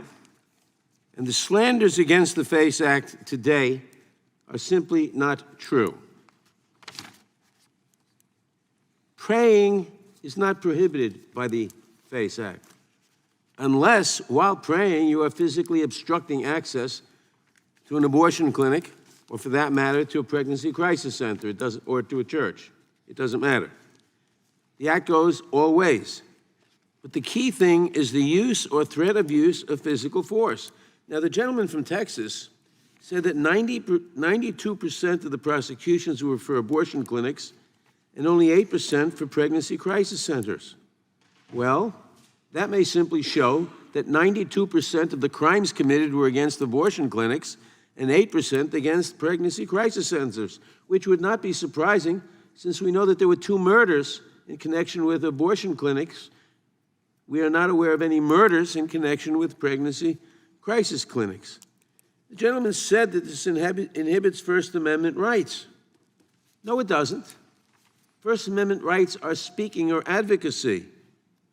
Now, if you're speaking and advocating while physically blocking an abortion clinic, then the FACE Act acts, not because of your speech or advocacy, but because of your physical blocking.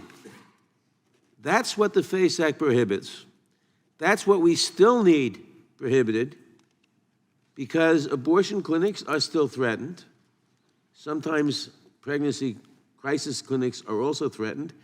Either one, both of them, if threatened, both classes, I should say, if threatened, should be protected, and that's what the FACE Act does. An attempt to repeal the FACE, if the FACE Act were repealed, you would return to the situation before you had it, where you had physical violence in front of abortion clinics. We do not want physical violence in front of abortion clinics, or for that matter, anywhere else. That's why we must keep the FACE Act on the books, oppose this legislation, and defeat it. Would the gentleman yield? I'll yield to the gentleman. Thank you very much, Mr. Nadler. The last point you landed on is a very powerful one, which is, I understand that we've got millions of fellow citizens who want to end abortions in America. So how can they do it? Well, you could come to Congress and try to pass a national law. This is what Speaker Johnson wanted to do with his Life Begins at Conception Act. I suppose a lot of our colleagues on the committee are on that. They don't have a majority in the House of Representatives to do it, and they don't have a majority in the Senate to do it, I don't think. So they can't do that. Then they could do what civil social change movements have done in American life forever, which is to try to engage in moral persuasion, to try to convince people don't have an abortion, to write letters, talk to people, counsel, and so on. But they don't want to leave it at that. They want to try to actually intimidate people, to obstruct people's access to clinics, to violently shut them down. Some people have tried to bomb clinics and bomb clinics. Some people have killed doctors who provide abortion services. And so the FACE Act was passed, and you were here, and most of us were not, Mr. Nadler, but the FACE Act was passed in order to make it a federal offense to use violence or obstruction against people exercising a constitutional right.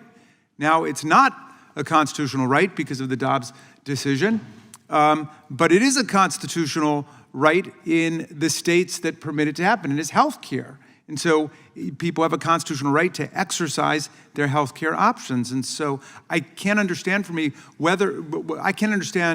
life of me why, whether you call yourself pro-choice or pro-life, you would want to have scenes of violence and obstruction taking place in front of abortion clinics or other reproductive advice clinics or churches. And I yield back. Reclaiming my time, there is one reason and one reason only why people would want to pass this bill, and that is because lacking other options in pro-choice states, they want to see violent obstruction in front of abortion clinics, which is what we had before the FACE Act was passed, what the FACE Act is designed to stop, what it does stop, and it's all that it does. So we should not countenance the repeal unless we support violence. We should vote against this bill. I yield back. Gentleman yields back. The gentleman from California is recognized. Thank you. Mr. Chairman, I've always believed in the right to life, and I've always supported legislation supporting that right. But as I look at this bill, it's not about the right to life or abortion. It's about whether any person has the right to obstruct another in their right to move freely, go about their business peacefully, and worship openly. I agree completely that the Biden administration weaponized this act to single out one side, those opposing abortions, while ignoring the other, those supporting them. The abuse of this act was egregious.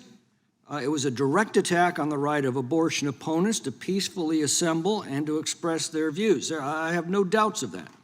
The FACE Act, though, doesn't affect the question of abortion. Rather, it protects every person, pro-life or pro-abortion, in their right to peacefully assemble and to express their views openly. The fact that it was abused was the fault of the Biden administration and not the fundamentals of the law itself. Now, when this bill was drafted, great pains were taken to keep its enforcement balanced. Obviously, our recent experience is that those provisions were not enough. But rather than repeal it, I'd prefer to see that we use this experience to revise it to assure that its administration is even-handed in the future, regardless of who's in power. Perhaps it could include a cause for action for the abuse of this law, or add clarity that it applies solely to physical obstruction of an individual seeking access to any facility, whether it be a church or a pregnancy center or an abortion mill. I agree that the law itself is viewpoint neutral. It was intended to be, but it wasn't used that way by the Biden administration. That's a legitimate concern for anybody who's pro-life. But if I were pro-abortion, I'd be just as concerned that in the future it could be selectively used against them. But rather than repeal it or leave it intact, I think they too should seek to tighten its provisions so that it can't be used against either side, as was the intent of the Congress when it was adopted. Now, I don't have a proposal to bring to the committee today, but if this bill passes the committee, I think that both sides would be well advised to agree to provisions that prevent abuses of this act on behalf of either side. But more to the point, I am watching the lawless and violent mobs that California authorities have allowed to run amok on the streets of Los Angeles in recent days.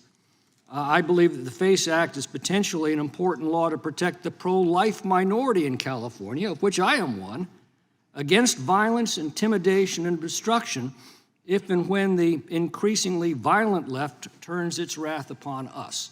With that, I yield back. Mr. Chairman, would the gentleman yield for a question? Sure. Gentleman, Clintock's time, he yields to the gentleman from New York.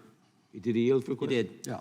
Thank you. So I take it from what you said, am I correct in taking it from what you said that you oppose this bill, support the FACE Act, and would bring some other bill to our attention? Would bring amendment to the FACE Act that tightens it up so that You it cannot be oppose this used bill to repeal in the the FACE future. Act, would bring amendments? What's that? So you oppose this bill to repeal the FACE Act and instead will bring amendments to Yes, the FACE Act? I'm so happy to see that the gentleman's finally listened to me. I'm glad to hear you oppose this bill. I yield back. Gentleman yields back. Gentleman from California is recognized. Gentleman from Georgia, I'm sorry. Thank you, Mr. Chairman. I rise in strong opposition to this bill. We've just sat through this morning the withdrawal of protection to the public from corporate fraudsters and polluters and other miscreants.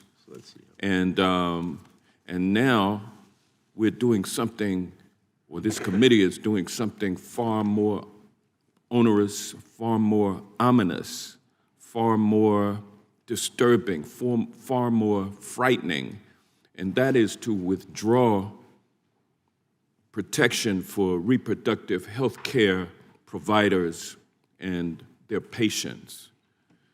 The Freedom of Access to Clinic Entrances Act of 1994, the FACE Act, was passed with bipartisan support in response to escalating violence and intimidation directed against reproductive health care providers and patients. Shortly before its passage, one abortion provider was murdered outside an abortion clinic, and another abortion provider was shot and wounded. Abortion facilities across the country were the targets of arson, bombings, and chemical attacks. As an anti-abortion activist told the Washington Post, the goal of those terroristic actions was to make it so that no doctor was willing to conduct abortions even if they had a legal right to perform them. Clinics were forced to close, and women were deprived of needed health services beyond just abortions. That's why passing the FACE Act was so vital to protect women and healthcare providers. Now, with the overturning of Roe versus Wade, anti-abortion extremists have become emboldened, and we have seen a spike in major incidents against abortion providers, including arsons, burglaries, and death threats. Extremists are traveling or moving to states where abortion remains legal. In 2023, 2024, there were 296 death threats or threats of harm aimed at abortion providers and patients, and 777 incidents of obstruction of abortion clinics. Exacerbating the potential for violence, President Trump pardoned almost 24 people convicted of FACE Act violations, some of whom said that they plan to resume those same activities, and they've started recruiting others to join them. Women have the right to make decisions about their own bodies, and that includes decisions about their reproductive health care. Every time abortion rights are up for a vote on a state ballot, most voters want them to be legal. I will fight like hell to make sure that they have that right, and I will not allow it to be undermined by extremists. And it's so ironic that as we debate this very dangerous bill, that with the tax cut that has already been passed by this House, which is paid for by cuts to Medicaid, Medicare, and SNAP benefits, food stamps, that these Republicans want to deprive women of the right to have freedom for their reproduction, while at the same time denying them health care for their pregnancies and denying those babies that they produce food. They don't care about humans. It's a political issue for them, and they have stoked it and worn it out. And let's not continue to play politics with women's reproductive health and with women's freedom. And I appreciate the ladies from Planned Parenthood who are here today. You've shown up en masse. You have your sweatshirts on and T-shirts on, and we appreciate your support. And we support you. And with that, I yield back. Gentleman yields back. Gentleman from New Jersey is recognized. Mr. Chairman, I have a unanimous consent request. Gentleman, pause for a second. Unanimous consent from the gentleman from New York. Mr. Chairman, I ask unanimous consent to enter into the record a statement on the FACE Act from Judith Applebaum, counsel to Senator Edward Kennedy, Chief Senate sponsor of the FACE Act. Without objection. Gentleman from New Jersey is recognized. I thank you, Chairman. So I always like to say it's tell the truth time. And regardless of how you feel about this issue, pro-life, pro-choice, the FACE Act was not enforced properly. And the fact that it could be misused, and I've met some of the people it was misused against, young women who feel strongly, and it is their right to feel strongly, they're pro-life. Prayerful, kind, nice women that were mistreated because they had a different opinion and did protest.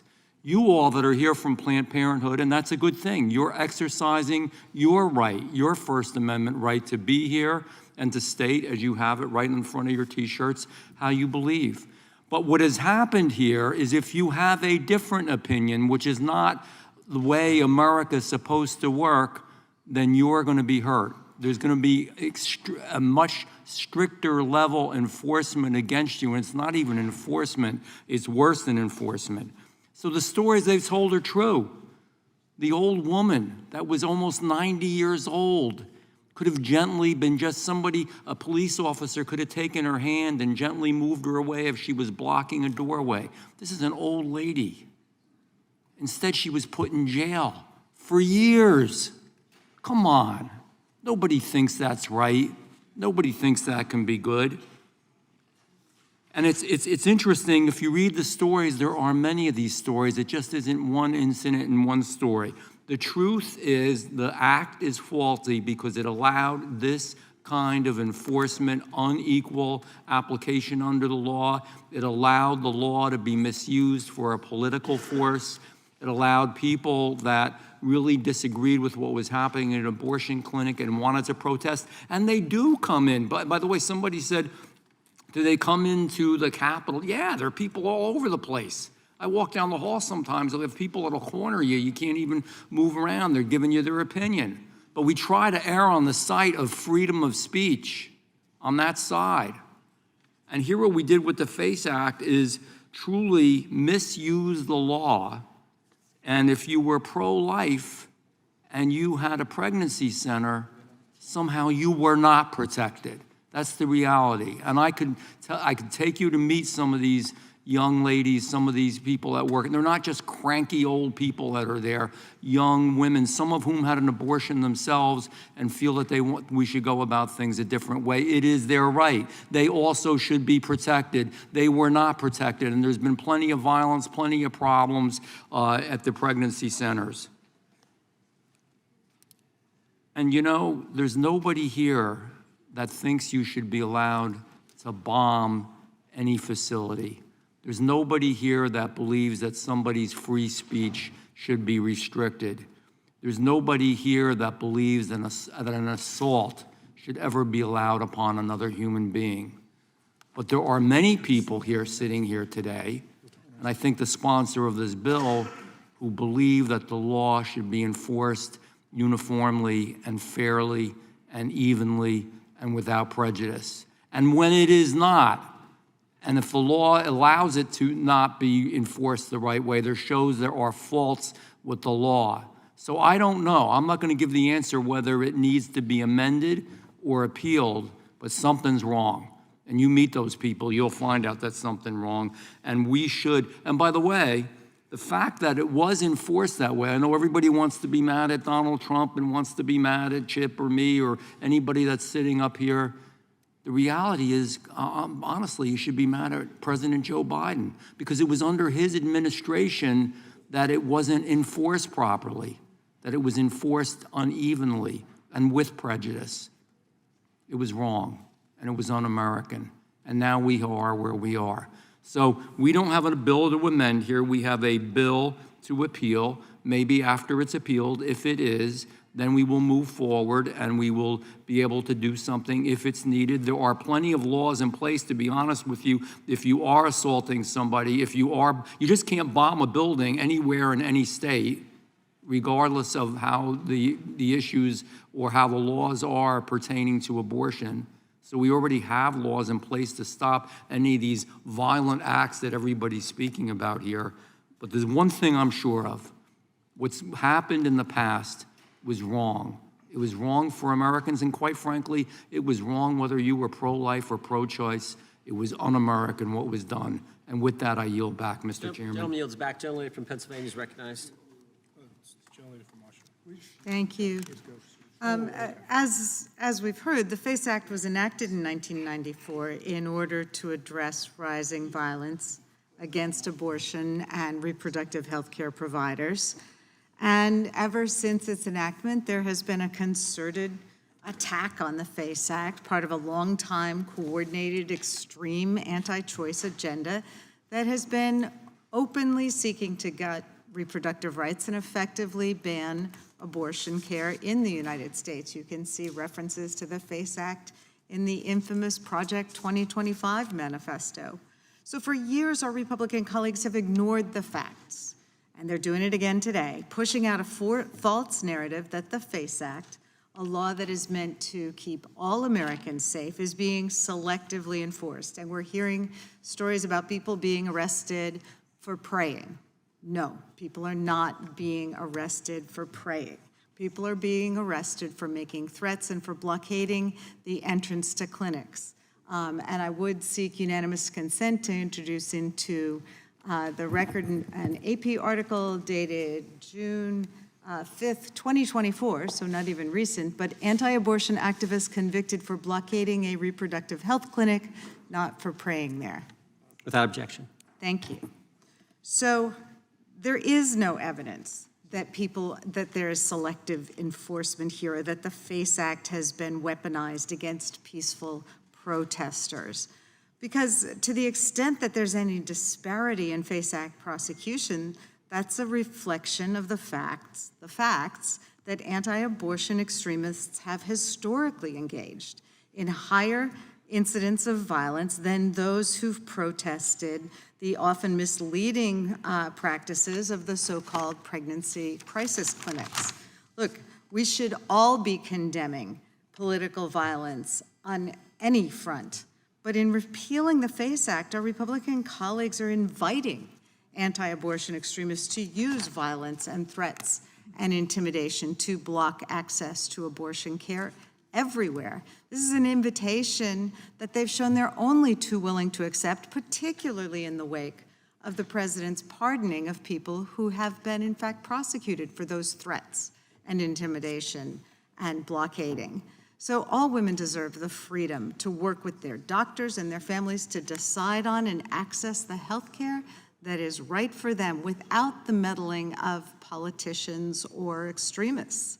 No one should be denied medical care because of someone else's religious or political beliefs, and everyone deserves the freedom to provide or seek appropriate medical care without threats to their safety. So I obviously oppose this bill and its underlying agenda, and I will yield back. Wait, will the gentleman I'm yield? sorry, I would yield to the ranking member. Thank you very kindly, Ms. Scanlon, and your remarks prompted a thought, which is several of our colleagues have described the purpose of the FACE Act as unobjectionable. They've described its meaning as good in terms of protecting public health and safety. Their argument is that there has somehow been discriminatory or selective enforcement of the statute. Now, President Trump pardoned every FACE Act convict from the Biden administration, and some people will be cheering that, and others will think that that was totally inappropriate. But in any event, those people have been pardoned at this point. Now our colleagues come forward and say this law, which they otherwise support and whose allegedly unjustly convicted offenders have been pardoned, should be repealed. Well, that's the exact same situation that the January 6th insurrectionists and rioters are in. They were convicted of things like assaulting a federal officer. They've been pardoned, all of them by President Trump. Would our colleagues now say we should repeal the law against assaulting federal officers because they allege with President Trump that it was somehow misused and they were targeted for political purposes? What about seditious conspiracy against the government? Several of the Proud Boys and the Oath Keepers, including Enrique Tarrio, they were convicted for organizing to overthrow the government. That's what seditious conspiracy is. Now, President Trump felt, he didn't articulate it as well as our colleagues today, but the president felt that somehow it was selective prosecution. It was a political prosecution. He pardoned them. Well, why aren't our colleagues saying we should repeal the law against seditious conspiracy? Why aren't they saying we should repeal the law against assault of federal officers? If it's a crime, it's a crime. No crime should be selectively enforced. We can agree or disagree about whether or not that happened, but I just find it odd that after they've gotten their way by having these people pardoned, that they still want to go ahead and just overturn the law completely. Thank you for yielding. Gentle lady yields back. Gentleman from Arizona is recognized. Thank you, Mr. Chairman. So in the wake of the Dobbs decision and the leak regarding the Dobbs decision, there were more than 100 pregnancy care centers and pro-life organizations attacked, vandalized, even bombed. And there were more than 300 churches attacked. And that's pretty stark. Now, so why didn't we see more prosecutions? Now, what we heard today is that, well, wait a second, the 90+% of people who are pro-life that were prosecuted, it's because they're the ones that just get out and protest and cause trouble. But I just gave you a bit of a figure, but I think this is important to reflect upon what then Attorney General Merrick Garland said in March of 2023 when he was testifying to the United States Senate. He said it's quite easy for the DOJ to catch pro-life protesters because they protest in daylight. So that's why that's one of the reasons they were going there. But as Attorney General Garland said, those who are attacking the pregnancy resource centers, which is a hard thing to do, are doing this at night in the dark. That might have some influence on your prosecutorial statistics, is that they're going for what I might generously call the low-hanging fruit, that it's easier to go after them. President Biden's prosecutors almost completely ignored the vandalism and firebombs at the pro-life churches and pregnancy centers. So let's not forget, there was absolutely a gross disparity. During the 4 years that the DOJ did a civil rights study and set this thing forward, they prosecuted only 57 people for crimes against reproductive health centers. Only 57. That's interesting to me. So I think you got to remember significantly what was happening. I think Merrick Garland laid it on the table, and in a very kind of disgusting, cynical manner, saying it's easier to prosecute pro-lifers. That's what he's saying. It's easier to prosecute pro-lifers than people who are firebombing and destroying pregnancy centers and churches that represent pro-life. That's the problem that the FACE Act gives you. And for that reason, I support this underlying bill, and I'll yield to the chairman. Yeah, I just want to comment on this selective prosecution and selective enforcement of this law. That certainly was the case. Remember what happened. May 2nd, 2022, the Dobbs opinion is leaked. By the way, we still don't know who did that. It'd be kind of nice if we knew who did that, because remember what that resulted in. 40-some different churches and pro-life pregnancy centers were attacked between the day of the leak and the day of the opinion, which was June 20. And so in a 7-week time frame, you got like all these places being, I'll go through the list. Some of them. Activists vandalized the CareNet Pregnancy Center in Frederick, Maryland. Graffiti and everything else all over the pregnancy center. In Portland, Oregon, vandals smashed numerous windows, spray painted graffiti on Southeast Portland Pregnancy Resource Center. On Mother's Day, vandals attempted to break into the Oregon Right to Life office in Kaiser, Oregon, used Molotov cocktails to try to do so. May 13th, activists threatening messages all over the Alpha Pregnancy Center in Reisterstown, Maryland. Reisterstown, I may have pronounced that wrong. I decoded my colleague on the proper pronunciation. Anti-life, June 2nd, anti-life activists targeted the Community Pregnancy Center in Anchorage, Alaska. Broken glass. It was all over the place. And then also, remember what happened in the interim. Between May 2nd and June 24th, there was an assassination attempt on one of our Chief Justices, on Justice Kavanaugh. So there was all kinds of violence going on. But throughout all this, there were 5 prosecutions by the Biden DOJ. Only 5 of these people attacked. And I just read a couple of the list, and I just focused on the crisis pregnancy centers, not the churches that were attacked. So this is our concern. There has most certainly been egregious abuse, as Mr. McClintock pointed out. There was selective enforcement. We know that. That is our concern. Now, what does that mean, how we change it? That's a debate we can have. I respect that. But it seems to me if you're going to have this kind of selective enforcement, this kind of problem with this law, maybe the gentleman from Texas is right. We should repeal it. Mr. Chairman, I have unanimous consent. The gentleman can state his request. Yes. I have 4 articles. One is Biden is abusing the FACE Act to silence his pro-life critics, from Newsweek, from Fox. Objection. More than 100 pro-life organizations, churches attacked since Dobbs leaked. Objection. Vandalized pregnancy centers cry for justice 1 year after Dobbs leak. Objection. And the 4th one is DOJ wins guilty plea for one of few pregnancy center attackers that caught while pro-lifers sit in prison. Without objection. Mr. Chairman, I have a unanimous consent request. Okay, we'll go there, and then we'll come down to this row. In response to my colleague's statement that folks on your side of the aisle don't want or advocate for violence, I have an article, Axios, written just a few minutes ago. Mike Johnson says Governor Newsom should be tarred and feathered. Without objection. Okay. I think we got another, then we'll go to 2 UCs. Okay. Ms. Scanlon. Thank you. I have a unanimous consent request to enter into the record a statement opposing H.R. 589 from the National Council of Jewish Women. Without objection. Another unanimous consent request to enter into the record a statement opposing H.R. 589 from the American Society for Reproductive Medicine. Without objection.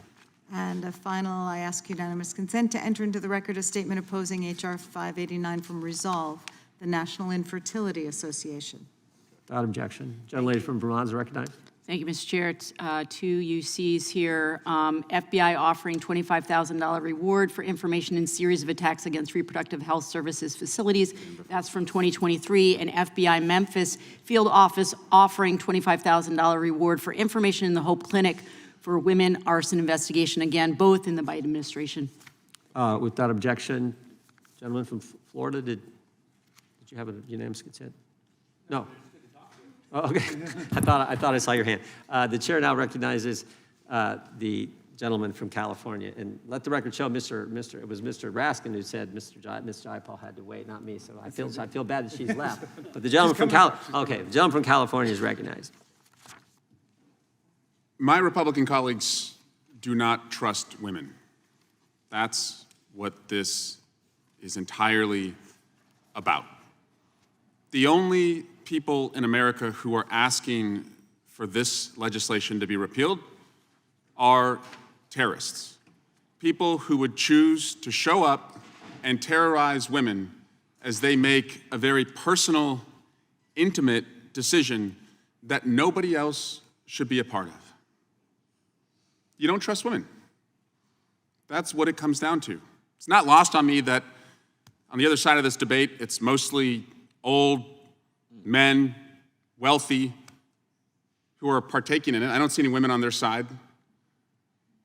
But they sure want to tell women what to do with their bodies.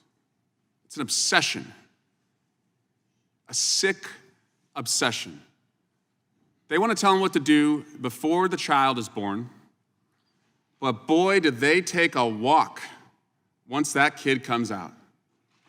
They ain't gonna be there for their health care. 40% of moms in America give birth funded by Medicaid. Well, they just knocked 15 million people off of that. Most moms in America worry about whether their kid's gonna be safe in their classroom from a mass shooting. They just made it easier for people to buy silencers. They made silencers tax exempt. But they're gonna tell us that they're here because they're pro-life. There's nothing pro-life about this legislation. Actually, it's anti-life because it stands with and in alignment for people who would bring harm to women. Do you all ever talk to women? Do you know that this decision about what to do with your own body once you're pregnant is the hardest, most personal decision most women will ever make in their life? And that the overwhelming majority, like 80 to 90% of women who make this decision, do it early in the pregnancy. An overwhelming majority, it's because of a health care issue. And you want to stand with some violent asshole who's going to get in their way as they make this decision? I mean, give me a break. And then one of you had the nerve to say, this is about standing up for peaceful protesters? Your guy just sent the Marines to Los Angeles to confront protesters. You sent the Marines, and by the way, I don't know if you've seen the pictures, they are sleeping in squalor. They are sleeping and living exactly the way you would expect them to sleep if their commander-in-chief called them suckers and losers. These pictures are horrifying. This is not about protecting peaceful protesters. This is about harassing women. They deserve better. Sure, if you think it's the most important thing in your life to go to an abortion center and stand outside and think that you're going to persuade a woman to make a different decision, I guess you have a right to do that.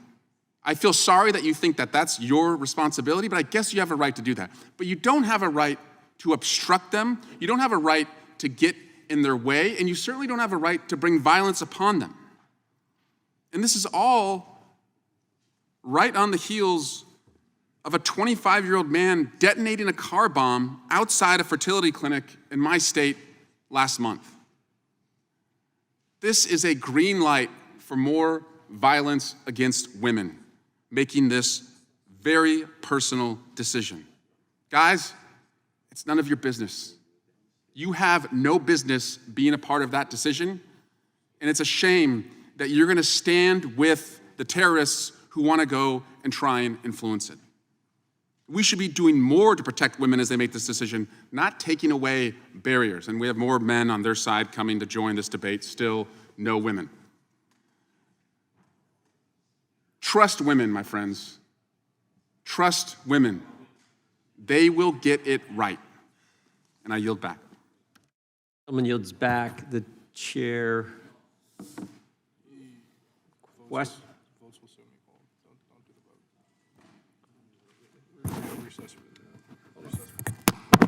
The committee will stand in recess. We have votes called on the floor, and we'll come back and resume and have the vote on this legislation. And we have one other bill on the calendar for today.